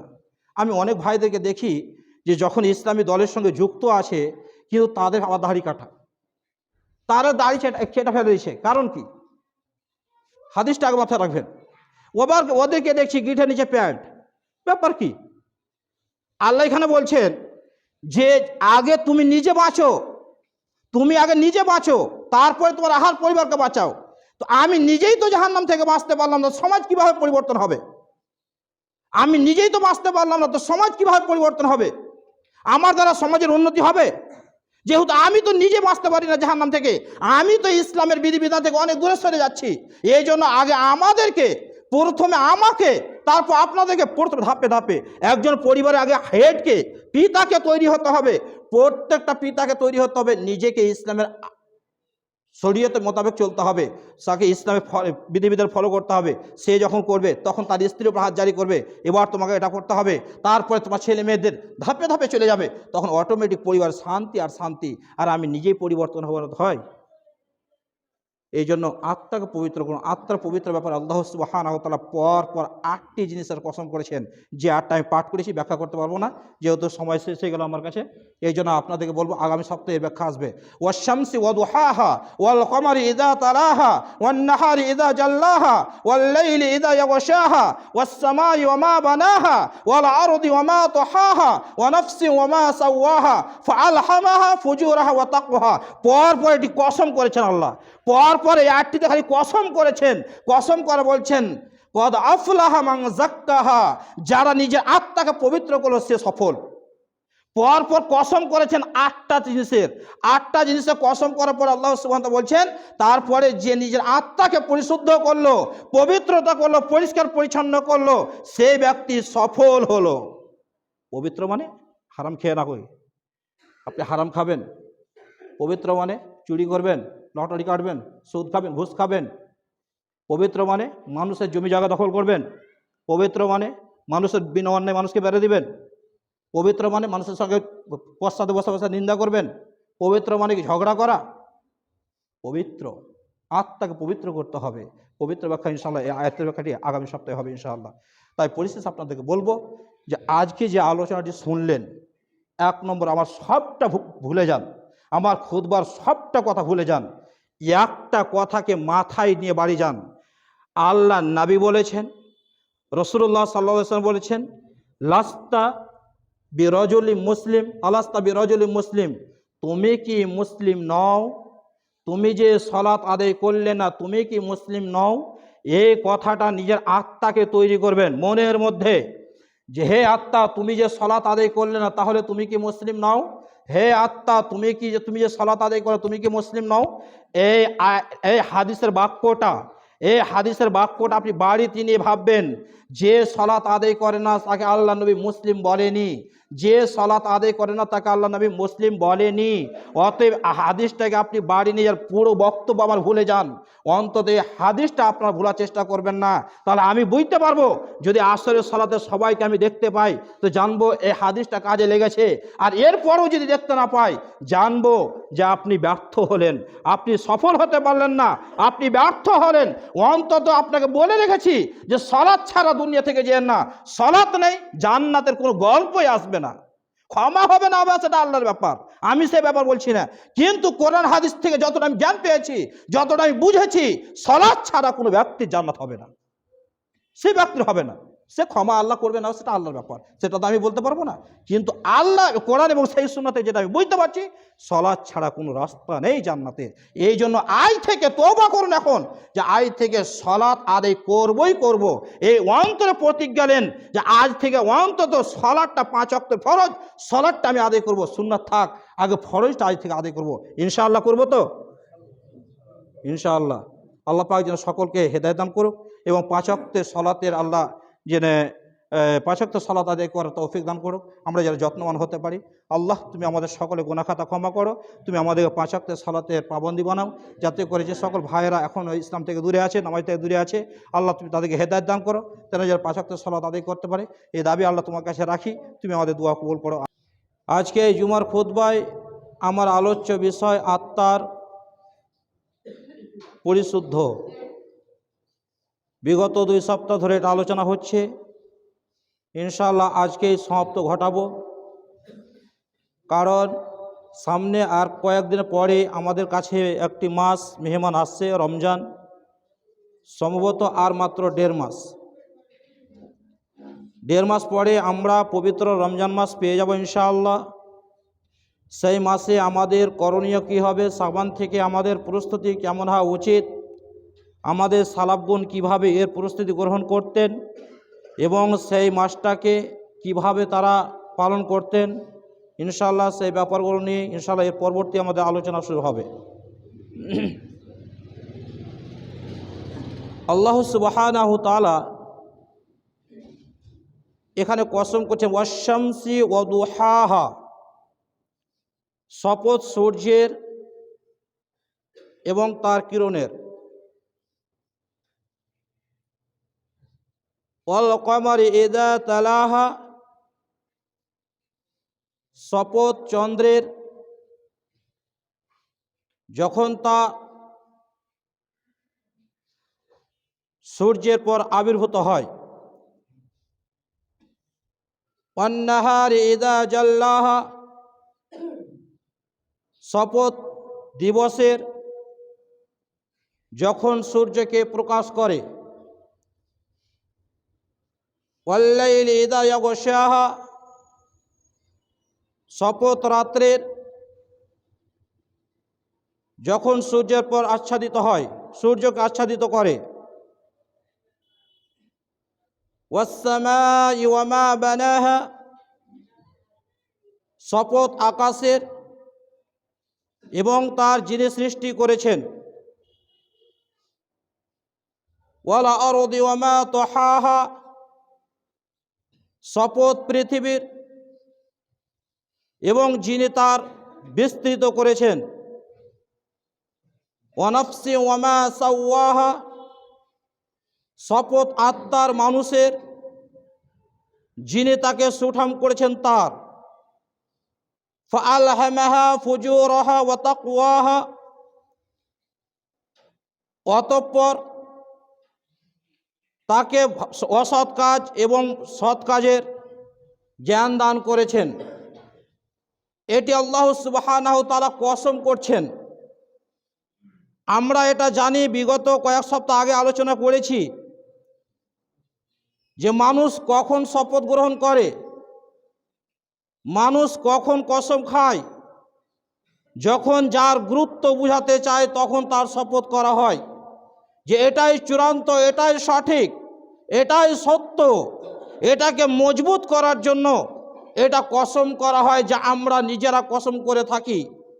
তবে আল্লাহ সুবহানাহু তাআলা, রাসূল সাল্লাল্লাহু আলাইহি ওয়াসাল্লাম বলেছেন, মান হালাফা বিগাইরিল্লাহি ফাকাদ আশরাক, কেউ যদি কসম করে আল্লাহর নাম বাদ দিয়ে অন্যের কারো নামে কসম করে, তাহলে সেটা হবে শিরক।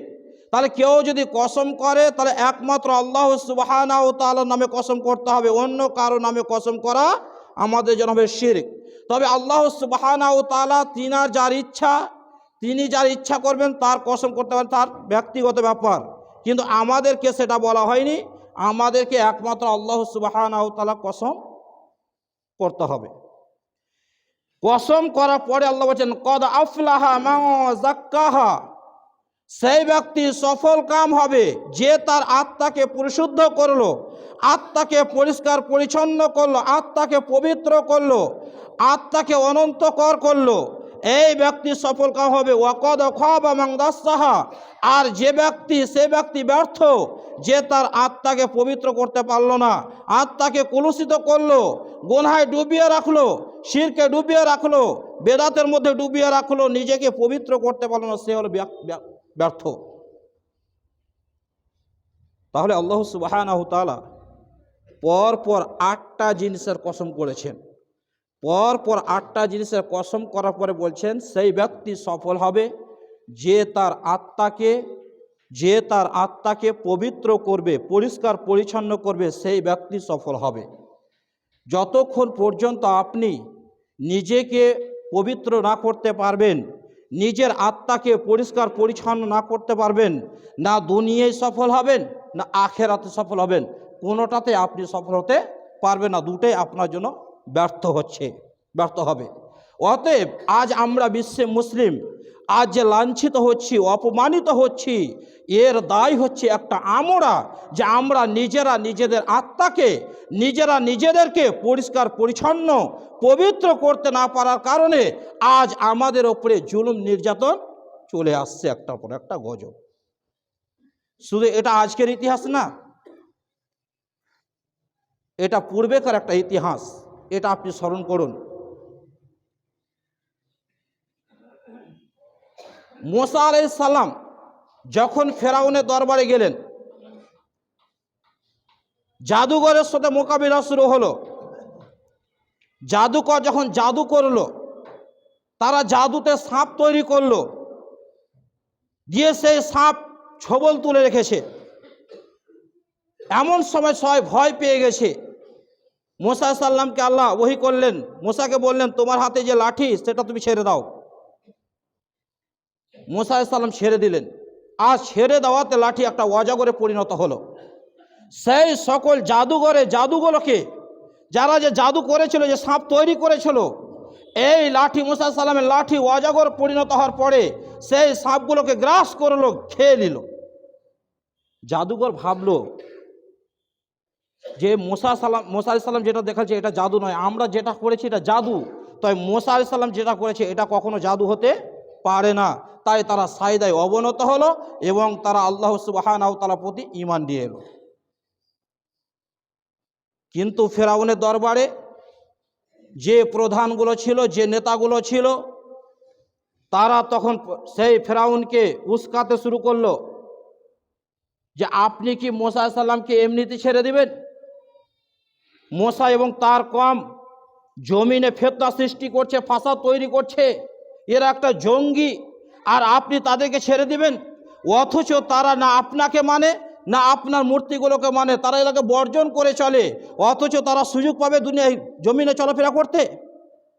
উস্কে দেওয়া হলো। তার মানে এই যে ফাসাদ ফিতনা, এটা আজকের শব্দ নয়। সেই সময় তারাও ফেরাউনের কাছে বলেছিল যে মুসা আলাইহিস সালাম জমিনে ফিতনা সৃষ্টি করছে, ফাসাদ সৃষ্টি করছে, এরা একটা জঙ্গি তকমা লাগানো হয়েছিল মুসা আলাইহিস সালামের প্রতি, যে এরা জমিনে বিপর্যয় সৃষ্টি করছে, অশান্তি সৃষ্টি করছে। ফেরাউনকে বলা হচ্ছে যে আপনি কি ছেড়ে দিবেন তাদেরকে? যারা জমিনে ফিতনা সৃষ্টি করছে, বিপর্যয় ফাসাদ সৃষ্টি করছে, আপনি তাদেরকে ছেড়ে দিবেন? দেখুন, যারা সত্য কথা বলছে, যারা আল্লাহর পথে মানুষকে আহ্বান করছে, তাদেরকে অপবাদ দেওয়া হচ্ছে যে আপনি ফাসাদ করতে মুসাকে ছেড়ে দিবেন। তখন ফেরাউন বলেছিল, খুব এখানে শিক্ষণীয় বিষয় এবং আমাদের জন্য খুব শিক্ষণীয় এবং গ্রহণ করার ব্যাপার। ফেরাউনকে যখন এই কথা বলা হলো, ফেরাউন তখন বলল অতি শীঘ্রই আমরা কি করব? তাদের সম্প্রদায় বনি ইসরায়েলের পুত্র সন্তানদেরকে হত্যা করে দেব এবং নারীদেরকে জীবিত রাখব, কারণ আমরা হচ্ছি তাদের থেকে শক্তিধর, তাদের ওপরে আমরা হচ্ছি শক্তিধর। অতএব আমরা বনি ইসরায়েলের যে পুত্র সন্তান জন্মাবে একে আমরা হত্যা করে দিব, আর নারী সন্তানদেরকে, মেয়ে সন্তানদেরকে আমরা জীবিত রাখব। পৃথিবীর ইতিহাসে মনে রাখবেন, পৃথিবীর ইতিহাসে ফেরাউনের হাতে যত রক্ত লেগে আছে, ফেরাউনের হাতে যত রক্ত লেগেছিল, আজ দ্বিতীয় কেউ এতটা জন্মালছে কিনা আমার জানা নেই। এত বড় স্বৈরাচারী শাসক পৃথিবীর বুকে আর কেউ ছিল কিনা? ফেরাউন যতগুলো মানুষকে হত্যা করেছে, ফেরাউন যখন মুসা আলাইহিস সালামের জন্ম হয়নি সেই সময় একবার হাত জারি করেছিল, বনি ইসরায়েলের ঘরে যে সন্তান জন্মগ্রহণ করে পুত্র সন্তান, তাকে হত্যা করে দাও, জবাই করে দাও, তার বাঁচার আশা নাই, আর মেয়ে সন্তানকে ছেড়ে দাও। তখন মুসা আলাইহিস সালামের জন্ম হয়নি। সেই সময় একবার ঘোষণা হয়েছিল যখন মুসা আলাইহিস সালামের জন্ম হয়নি সে সময় ফেরাউন বলেছিল যে বানি ইসরায়েলের যতগুলো পুত্র সন্তান জন্মাবে সবাইকে হত্যা করে দাও। তারপরে আল্লাহ সুবহানাহু ওয়া তাআলা মুসা আলাইহিস সালাম জন্ম দিয়ে ফেরাউনের ঘরে, ফেরাউনের রাজপ্রাসাদে আল্লাহ পাক মানুষ করিয়ে দিয়েছেন। কি আল্লাহ পাকের কৌশল! এবার স্বয়ং মুসা আলাইহিস সালাম আছে, তার ভাই হারুন আলাইহিস সালাম, দুজন নবী আছেন। মুসা আলাইহিস সালাম নবী, হারুন আলাইহিস সালাম নবী, দুইজনই নবী। আর তাদের সামনে এবার হচ্ছে যে আবার ফেরাউন বানি ইসরায়েলের যে পুত্র সন্তান জন্মাবে তাকে হত্যা করো আর মেয়ে সন্তানকে ছেড়ে দাও। এখন যদি আমরা যে মেজাজে আছি, মুসা আলাইহিস সালাম আর হারুন আলাইহিস সালাম যদি ওই মেজাজে থাকতো তাহলে কি বলতো? এই জনগণ চালাও, ফেরাউনের দরবারে বোম মেরে দাও, তাই না? চালাও, ধর্নায় বসে যাও, হরতাল ডাকো, মিছিল করো। যা আজকে আমাদের চরিত্র, কেউ কিছু বললে ধর্ম ডাকো, ধর্মঘাট করো, মিছিল করো, উমুকের বিরুদ্ধে লেগে যাও। কিন্তু মুসা আলাইহিস সালাম বলেছিলেন না। কি বলেছিলেন? এবার আমাদের শিক্ষণীয় বিষয়, সেদিন মুসা আলাইহিস সালাম ফেরাউন স্বয়ং নবী আছেন। ইতিহাসটা ভালো করে করতে হবে, আপনাকে উপলব্ধি করতে হবে, স্বয়ং নবী আছেন। মুসা আলাইহিস সালাম যার সাথে আল্লাহ ডাইরেক্ট কথা চলছে, হারুন আলাইহিস সালাম, দুইজন নবী সেখানে উপস্থিত। সেই সময় ফেরাউন ঘোষণা করছে বানি ইসরায়েলের পুত্র সন্তান জন্মালে হত্যা করে দাও। অথচ সেখানে মুসা আলাইহিস সালাম বর্তমান জীবিত নবী হয়ে আছেন। তো মুসা আলাইহিস সালাম বলতে পারতেন কিছু, আল্লাহকে করেননি। কি বলেছিলেন? এটা হচ্ছে আমাদের শিক্ষণীয় বিষয়। যখন ফেরাউনের ঘোষণা হয়ে গেল বানি ইসরায়েলের পুত্র সন্তান ধরো আর জবাই করো, ধরো আর হত্যা করো, আর মেয়েদেরকে ছেড়ে দাও, এইটা বড় ফিতনা ছিল না? মুসলিমদের উপরে কত বড় জুলুম নেমেছিল। তারপরে মুসা আলাইহিস সালাম বলেনি যে যাও মেরপিট করো, ফেরাউনের সাথে করো, কিছুই বলেননি। কি বলেছিলেন? ক্বালা মূসা লিকওমিহি ইসতাঈনু বিল্লাহি ওয়াসবিরু। মুসা আলাইহিস সালাম তার সম্প্রদায়কে বললেন ইসতাঈনু বিল্লাহ, তোমরা আল্লাহর কাছে সাহায্য প্রার্থনা করো। তোমার ফেরাউন যে বলছে বানি ইসরায়েল সবকে হত্যা করে দিবে, এর জন্য তার বিরুদ্ধে তোমাকে লড়াই করতে হবে না, বম মারতে হবে না, বরং ইসতাঈনু বিল্লাহ, তোমরা আল্লাহর কাছে সাহায্য চাও। ওয়াসবিরু, তোমরা ধৈর্য ধারণ করো, আল্লাহর কাছে সাহায্য চাও এবং তোমরা ধৈর্য ধারণ করো। ইন্নাল আরদা লিল্লাহ, কারণ এই পৃথিবীটা হচ্ছে আল্লাহ সুবহানাহু ওয়া তাআলা, নিশ্চয় এই জমিন হচ্ছে আল্লাহ সুবহানাহু ওয়া তাআলার। ইউরিসুহা মান ইয়াশা মিন ইবাদিহি, আল্লাহ সুবহানাহু ওয়া তাআলা তার বান্দাদের মধ্যে যাকে চান এর ক্ষমতা দেন, উত্তরাধিকারী করেন। ওয়াল আকিবাতু লিল মুত্তাকিন, জেনে রাখো শুভ পরিণাম হচ্ছে মুত্তাকিনদের জন্য। যদি তোমরা মুত্তাকিন হতে পারো, যদি পরেশগার হতে পারো, যদি আল্লাহ ভীরু অবলম্বন করতে পারো, তাকওয়া অবলম্বন করতে পারো, নিজেকে সংশোধন করতে পারো, তবে মনে রেখো তোমরাই সফলতা অর্জন করবে। তোমাদেরকে আল্লাহ সুবহানাহু ওয়া তাআলা সেই সম্মান, সেই পৃথিবীর রাজত্ব তোমাদেরকে তুলে দিবে। কি বলছেন? ওয়াল আকিবাতু লিল মুত্তাকিন, যদি তোমরা তাকওয়াশীল হতে পারো, পরেশগার হতে পারো, মুত্তাকিন হতে পারো, আল্লাহ ভীরু হতে পারো, তাহলে তোমাদের জন্য শুভ পরিণাম। অপর আয়াতে আল্লাহ সুবহানাহু ওয়া তাআলা বলছেন ওয়ামা নুরসিলুল মুরসালিনা ইল্লা মুবাশশিরিন ওয়া মুনযিরিন, আমি নবীর পাঠার উদ্দেশ্য হচ্ছে, আমি নবী রসুলকে, নবীদেরকে পাঠানোর উদ্দেশ্যই হচ্ছে, রসুলদেরকে পাঠানোর উদ্দেশ্যই হচ্ছে যে তারা সৎ কর্মশীল ব্যক্তিদেরকে সুসংবাদ দান করবে এবং অসৎ কর্ম ব্যক্তিদেরকে ভয় দেখাবে। ফামান আমানা ওয়া আসলাহা ফালা খাউফুন আলাইহিম ওয়া লাহুম ইয়াহজানুন, যে ব্যক্তি ঈমান আনবে এবং নিজেকে সংশোধন করে নেবে, ফালা খাউফুন আলাইহিম, তাদের কোনো ভয় নেই, ওয়া লাহুম ইয়াহজানুন, তাদের কোনো চিন্তার কোনো কারণ নেই। তাহলে এক নম্বর যে ঈমান আনবে, দুই নিজেকে সংশোধন করবে, নিজের আত্মাকে পরিষ্কার পরিচ্ছন্ন করবে, নিজের আত্মাকে পবিত্র করবে, নিজের আত্মাকে পরিষ্কার পরিচ্ছন্ন করবে, পরিশুদ্ধ করবে, সেই ব্যক্তির জন্য কোনো ভয় নেই আর কোনো চিন্তার কোনো কারণ নেই। প্রিয় ভাই সকল, তাহলে আজকে যে আমাদের উপরে দুর্যোগ, যে গজব, যে আমাদের প্রতি অশান্তি এসেছে, এর মূল কারণটা হচ্ছে আমাদের ত্রুটির কারণে। যা মুসা সাল্লাম তার জাতিকে বলেছিলেন, তোমরা আল্লাহ ভীরু অবলম্বন করো, তোমরা আল্লাহকে ভয় করো, তুমি তাকওয়া অবলম্বন করো, তাহলে তোমার চিন্তার কোনো কারণ থাকবে না, কারণ তোমাদেরকে আল্লাহ পাক রাজত্ব তুলে দেবে। আমরা কিছুদিন পরে দেখেছিলাম যে মুসা সাল্লাম তার সেনাবাহিনীকে পার হয়ে গেল, ফেরাউনকে আল্লাহ পাক জমিনে সাগরের মধ্যে ডুবে রেখে দিয়েছিল। প্রিয় ভাই, তাহলে একজন মুসলিম যখন নিজেকে আত্মা পরিশুদ্ধ করতে পারবে, নিজের পবিত্রতা করতে পারবে, তখনই তারা সফল অর্জন করতে পারবে, নচেত তারা কখনো সফলতা অর্জন করতে পারবে না কোনো শক্তি ক্ষমতা দিয়ে। যা আমরা ইতিহাস দেখেছি, স্বয়ং ইসলামের প্রথম রাসূলুল্লাহ সাল্লাল্লাহু আলাইহি ওয়াসাল্লাম প্রথম যুগে সাহাবাদের উপরে কত জুলুম নির্যাতন এসেছিল, কত ঝড় এসেছিল, কিন্তু আসার পরে কি করেছিল, আস্তে আস্তে যখন সাহাবারা ইসলামকে একরে ধরতে শুরু করলো, আল্লাহ এবং তার রাসূলের আনুগত্য শুরু করলো, মজবুতভাবে শক্তভাবে যখন ধরে নিল, আল্লাহ সুবহানাহু ওয়া তাআলা আস্তে আস্তে আস্তে আস্তে ইসলামে জয় দিতে দিতে দিতে দিতে, যে উমর রাদিয়াল্লাহু তাআলা একটা মরুভূমি রাখাল ছিল, যে উমর রাদিয়াল্লাহু তাআলা একজন কেউ চিনত না, সেই উমর রাদিয়াল্লাহু তাআলা আনহু যখন ইসলামকে মেনে রাসূলুল্লাহ সাল্লাল্লাহু আলাইহি ওয়াসাল্লামের প্রতি ঈমান আনলেন, আল্লাহর প্রতি ঈমান এনে ইসলামের প্রত্যেকটা বিধানকে যখন নিজের জীবনে বাস্তবায়িত শুরু করলেন, নিজের আত্মাকে পরিশুদ্ধ করলেন, নিজের আত্মাকে পবিত্র করলেন, তখনই আল্লাহ সুবহানাহু ওয়া তাআলা রাজত্ব দিতে দিতে দিতে দিতে তাকে এই সম্মান দিয়েছেন। তিনারা কখন গত হয়েছেন, তারপরে আজ তাদের নাম প্রত্যেকটা সেকেন্ড আজ উচ্চারিত হতেই আছে। কেন? প্রিয় ভাই, এই জন্য যতক্ষণ পর্যন্ত আপনি নিজেকে সংশোধন না করতে পারবেন, নিজের আত্মাকে পবিত্র পরিষ্কার পরিচ্ছন্ন না করতে পারবেন, অতক্ষণ পর্যন্ত আপনি কখনো সফলতা অর্জন করতে পারবেন না।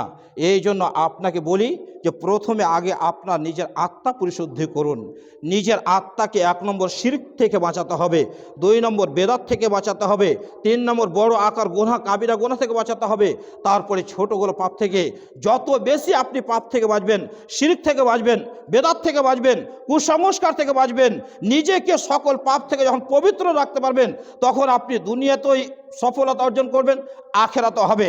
আর আপনি যদি নিজের আত্মাকে পবিত্র করতে না পারেন আর আপনি এদিকে চিল্লিয়ে বাড়ান, কখনোই সফলতা আসবে না, কখনোই আপনি সফলতা অর্জন করতে পারবেন না। না দুনিয়া পারবেন, না আখেরাত পারবেন, দুটাই আপনার জন্য ব্যর্থ হয়ে যাবে, দুটাতে আপনি ফেল হয়ে যাবেন। এই দুনিয়ায় লাঞ্ছিত অবস্থায় থাকতে হবে, ওই জালিম শাসকের হাতে আপনাকে মার খেতে হবে, আর না হয় আখেরাতে তো আপনার কোনো লাভই হবে না। এই জন্য আগে নিজের আত্মাকে সংশোধন করুন। আল্লাহ সুবহানাহু ওয়া তাআলা বলেন, ওয়া আম্মা মান খাফা মাকামা রাব্বিহি ওয়া নাহা আন-নাফসা আনিল হাওয়া ফাইনাল জান্নাতা হিয়াল মাওয়া। যে ব্যক্তি তার রবের সামনে দাঁড়াতে ভয় পায়, যে ব্যক্তি তার রবের সামনে দাঁড়াতে ভয় পায় এবং মনের যে কুপ্রবৃত্তি আছে, মনের যে কুপ্রবৃত্তি সেটা থেকে নিজেকে দূরে সরিয়ে রাখে, ফাইনাল জান্নাতা হিয়াল মাওয়া, তার জন্য সে রয়েছে জান্নাতুল মাওয়া। কিয়ামতের মাঠে আল্লাহ সুবহানাহু ওয়া তাআলার সামনে আপনাকে দাঁড়াতে হবে। এটা যদি ভয় থাকে আপনার মধ্যে, তাহলে অটোমেটিক যে আপনার মনের মধ্যে যে কুপ্রবৃত্তি রয়েছে সেটা থেকে আপনি নিজেকে দূরে সরিয়ে রাখতে পারবেন। আর যতক্ষণ পর্যন্ত আল্লাহর ভয় না আসবে, অতক্ষণ পর্যন্ত আপনি পারবেন না।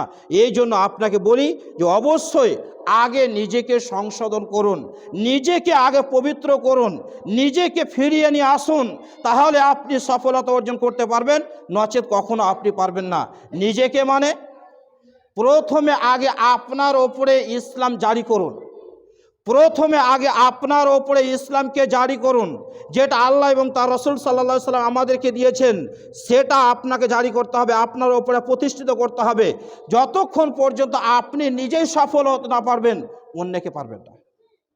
আগে সফল, তার মানে 1 নম্বর হচ্ছে আপনার ঈমান শক্ত আছে কিনা, ঈমানের মধ্যে কোনো ত্রুটি আছে কিনা। ঈমান নিয়ে এসেছেন ঠিক, তবে তাবিজ ব্যবহার করছেন, এটা হলো শিরক। ঈমান নিয়ে এসেছেন ঠিক, তবে তাবিজ ব্যবহার করছেন, এটা হলো শিরক। ঈমান ঘাটতি হয়ে গেল। আপনার কথাতে ঈমান কেটে যায়, এটা আমরা লক্ষ্য করি না, ঈমানের ব্যাপারগুলো বুঝি না। আমাদের মহিলারা বলে থাকে, তুই মরে গেলে আমি কি থাকবো, এটা শিরক।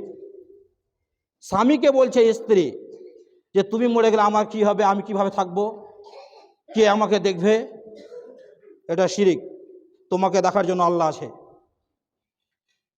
কোনো কথার প্রসঙ্গে আপনার শিরিক হবে না, কিন্তু আমাদের সমাজের মানুষ সেটা বুঝে না, ভাবছে নামাজ পড়লাম বাস হয়ে গেল। এত সহজ নয়।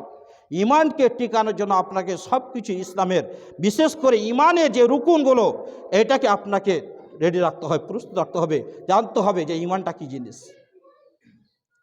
দ্বিতীয়ত বেদাত, আপনার যে আমল, সেই আমলকে পরিষ্কার পরিচ্ছন্ন করতে হবে রাসূলুল্লাহ সাল্লাল্লাহু আলাইহি ওয়াসাল্লামের তরিকা দিয়ে।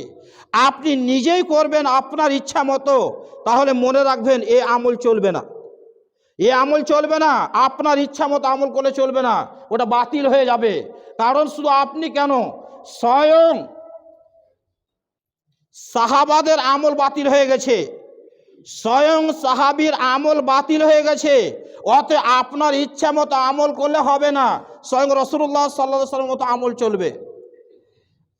তৃতীয় যে এটাও শিরিক, এটাও যে শিরিক সেটাও আপনি জানেন না, যে আপনি যে সালাত আদায় করছেন না, এটাও শিরিক। গত সপ্তাহে কঠোরভাবে বলেছিলাম, যদি সালাত আদায় না করেন আপনি কাফের, আপনি কাফের। আর এটাও বলছে আজকে, যদি সালাত আদায় না করে এটাই শিরিক। ঈমান টিকানোর জন্য শিরক মুক্ত হতে হবে। তাহলে আপনি সালাত ছেড়েছেন কোন যুক্তিতে, কিসের ভিত্তিতে সালাত ছাড়লেন? কে আপনাকে মুসলিম বলেছে? আপনি বলছেন মুসলিমকে বলে, কে বলেছে? এতদিন ধরে সালাত শুনছেন, অথচ সালাত ছাড়াটা যে শিরক, কে বুঝাবে আপনাকে? তারপরে সালাত আদায় করছেন না। যে আপনি ক্ষমতার জোরে দখল করে নেবেন, মা বোন রাস্তায় মিছিল করবে তা দখল করে নেবে, কি ভেবেছেন? আত্মাকে পরিশুদ্ধ করুন, নিজেকে আগে পবিত্র করুন। নিজের মধ্যে যে ত্রুটিগুলো আছে, 1 নম্বর হচ্ছে আপনাকে 5 ওয়াক্তের সালাত হতে হবে। 2 নম্বরে টাকনুর ওপরে অনেক মুসাল্লি এখনো আছে যারা নামাজ পড়তে আসতে কাপড়টাকে এইভাবে দমড়ে নিল, এটাও চলবে না, এটাও চলবে না। সহিহ বুখারী, মুসলিম, আবু দাউদ খুলে দেখুন, আল্লাহর নবী বলছেন কাপড় গুটিয়ে সালাত আদায় করা চলবে না, নিষেধ। অথচ আমাদের মুসলিম ভাইরা আজও কাপড় গুটিয়ে সালাত আদায় করে। ইসলামের বিরুদ্ধে আপনি তো চলছেন। তো আপনি নিজেই তো ইসলাম মানছেন না। আপনার খাদ্যটা হালাল হতে হবে। আপনি যে খাবারটা খাচ্ছেন সেটা কি বৈধ? সেটাও তো হারাম। তাহলে ইসলাম প্রতিষ্ঠিত হবে?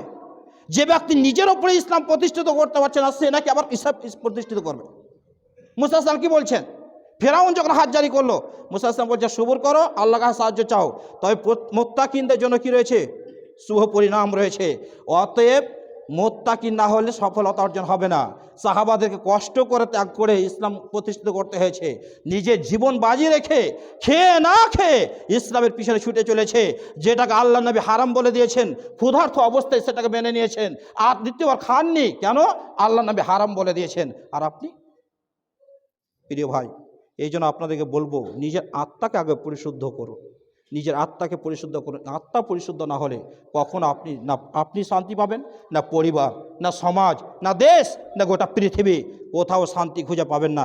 এই জন্য আগে নিজের মধ্যে আল্লাহর ভয় তৈরি করুন, নিজেকে পবিত্র করুন, তারপর অন্যদিকে যান। নিজের মধ্যে যে ত্রুটি, সেটাকে আগে নিজেকে জান্নাতি করুন। কারণ গত সপ্তাহে বলে কু আনফুসাকুম আহলিকুম নারা। দ্বিতীয় আর একটা বিষয় আমাকে বলার জন্য অনুরোধ করেছে, সেটা আমি বলতে পারছি না যেহেতু সময়টা শেষ হয়ে গেছে। এই জন্য একটু ইঙ্গিত দিচ্ছি, একটু ইঙ্গিত খুব ভালোভাবে মনে রাখবেন। এটা আমার একটু কড়াভাবে বলা হবে, কিন্তু এটাই চূড়ান্ত, এটাই সঠিক। যে সন্তানদেরকে আপনারা মানুষ করছেন, যে সন্তানদেরকে আপনারা ভালোবাসা মানুষ করছেন, মানে আপনাদের সন্তানের কথা বলছি আমি, আমার মানে আমার সন্তান, আপনার মানে আপনার সন্তান, সেই সন্তান যদি সৎ না হয়, পরেশগার মুত্তাকিন না হয়, দিনদার না হয়, তাহলে মনে রাখবেন তাদের জন্য যে আপনি দিনরাত পরিশ্রম করে বিজনেস বাড়াচ্ছেন, টাকা পয়সা জমা করছেন ব্যাংকে, জমি জায়গা ক্রয় করছেন, শুধুমাত্র সন্তানদের জন্য, তাই নয় কি? জি, ভুল বললাম? আপনার সন্তান সালাত আদায় করে না, আপনার সন্তান মদ পান করে, জুয়া খেলে, লটারি কাটে, আর আপনি পিতা হয়ে দিনরাত পরিশ্রম করে টাকা ইনকাম করছেন, আর সেই টাকা জমা করছেন, গাড়ি করছেন, বাড়ি করছেন, জমি জায়গা করছেন, তাই কি না? মানে সন্তানদের জন্য তো, তাই কি না? আর সেই সন্তানের জন্য সম্পদ যদি আপনি ছেড়ে গেলেন দুনিয়া থেকে, আর আপনি কবরে চলে গেলেন, ওই টাকা, যে টাকা আপনি জমিয়ে গেছেন, যে ব্যবসা দিয়ে গেছেন, যে বিজনেস দিয়ে গেছেন, সেই টাকা আপনার সন্তান যখন টাকা দিয়ে লটারি কাটবে, মদ পান করবে, এর একটা পাপ আপনার কবরে ঢুকে যাবে। যেমন সাদকায় জারিয়া, এটা সাদকায় গুনহা।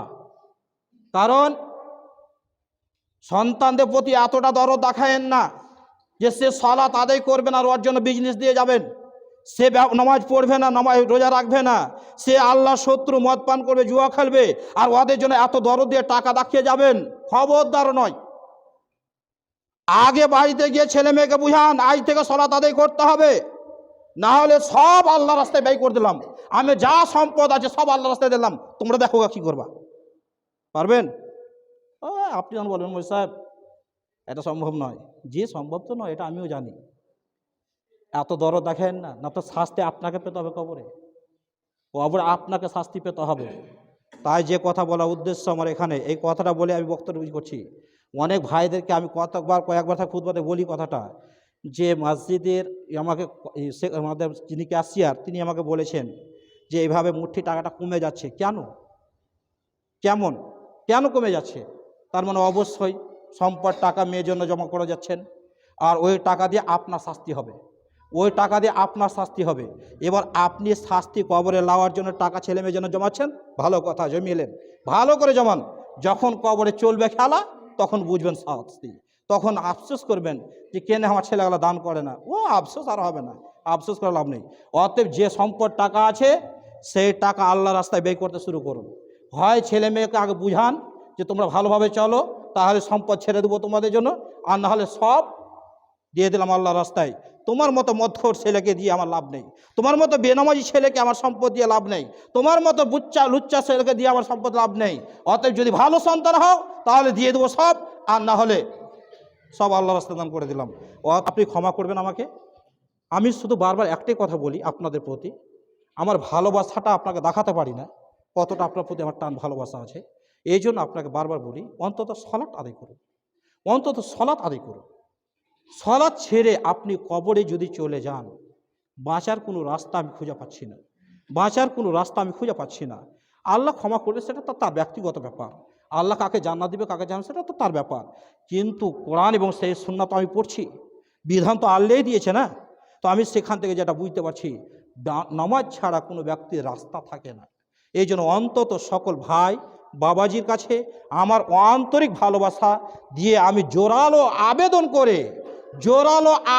করে আমি সকল যারা বেনামাজি তাদের কাছে আমার জোরালো আবেদন, আপনার ভাই সকল সালাত আদায় করেন, সুন্নাত পরে পড়িয়েন, সুন্নাত বাদ দেন, এখন আগে সালাতটা ফরজটা তো আদায় করেন।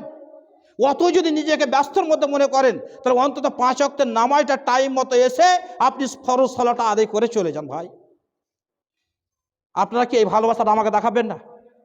শুধুমাত্র আপনার জন্যই তো বলেছি। আরে আপনি আপনার কবরে গেলেন আমার কি হবে, তাই কি না? কিন্তু আমি আপনাকে ভালোবাসি বলে তো বন্ধু আজও চিনতে পারলেন না, আপনকে পরকে আজও চিনতে পারলেন না, আমাকে আবার পর ভাবছেন, শত্রু ভাবছেন। অথচ আমি আপনাকে এতই হিতাকাঙ্ক্ষী, আমি আপনার প্রতি এত ভালোবাসা রাখি, তারপরে আপনি আমাকে এভাবে ছুড়ে দিবেন। জি ইনশাআল্লাহ কথাটা আমার রাখবেন না? ইনশাআল্লাহ রাখবেন তো? ইনশাআল্লাহ অন্তর থেকে বলছি ভাইজান, শুধুমাত্র আপনাদের ভালোবাসার জন্য। আরে জান্নাত তো আপনার, আপনি আমাকে ভাগ দিবেন না? জান্নাত কোনটা না আমাকে ভাগ দিবেন আপনি? যে বলি সাহেব আমাকে বলেছেন ধরেন এই ভাগ লেলেন, দিবেন না তো? সেই দরদ ভালোবাসা তো শুধু আপনাদের জন্য। অন্তত 5 ওয়াক্তের সালাত আপনি আজ থেকে পড়া শুরু করুন, অন্তত 5 ওয়াক্তের সালাত আজ থেকে শুরু করুন, তাহলে ইনশাআল্লাহ কবরে বাঁচার একটা রাস্তা থাকবে। আজ যদি আমাদের সাথে সালাত আদায় করে জান্নাতে, তো আল্লাহকে বলতে পারবো এই ভাইগুলো আমাদের সাথে নামাজ পড়তো গো আল্লাহ, তারাকে দেখতে পাচ্ছি না। আল্লাহ বলবে ওরা জাহান্নামে, আল্লাহ বলবে যাও ওদেরকে উঠিয়ে নিয়ে এসো। তখন সেই সম্পদ ব্যক্তিগুলা বন্ধুগুলা ওদেরকে জাহান্নাম থেকে উঠিয়ে নিয়ে আসবে জান্নাতে। আর আজ যদি আপনি আমাদের সাথে সম্পর্ক ছিন্ন করবেন তাহলে কিয়ামতে মাঠে জাহান্নাম থেকে কে বাঁচাবে আপনাদেরকে? প্রিয় ভাই, এই জন্য অন্তত আপনাদের প্রতি ভালোবাসা রেখে বলছি যে আজ থেকে আপনারা সলাৎ ছেড়ে দিয়ে না, সলাৎটাকে আদায় করুন। আল্লাহ সুবহানাহু ওয়া তাআলাকে পরিশেষে দোয়া করি আল্লাহ রাব্বুল আলামিন আমাদের সকলকে যেন সুন্দরভাবে সলাৎ আদায় করার তৌফিক দান করেন। আমাকে ক্ষমা করবেন, আপনাদের সময় আমি মূল্যবান খেয়ে ফেলেছি, এই জন্য আপনারা আমাকে ক্ষমা করবেন। কিন্তু শুধুমাত্র আপনার হিতাকাঙ্ক্ষী, আমি আপনাকে বুঝাতে পারছি না যে কীভাবে আপনাকে বুঝিয়ে এই 5 ওয়াক্তের নামাজে নিয়ে আসবো। এই জন্য আল্লাহকে দোয়া করি আল্লাহ রাব্বুল আলামিন আমরা সকলকে যেন 5 ওয়াক্তের নামাজ সুন্দরভাবে পড়ার তৌফিক দান করেন। যতদিন বেঁচে থাকবো ইমানের হালাতে যেন আল্লাহ আমাদেরকে রাখেন, মরার পরে যে প্রকৃত মুসলিম করে আল্লাহ দুনিয়া থেকে উঠিয়ে দিন, এ দাবি আল্লাহ তোমার কাছে রাখি। তুমি আমাদের দোয়া কবুল করো, আমিন সুম আমিন।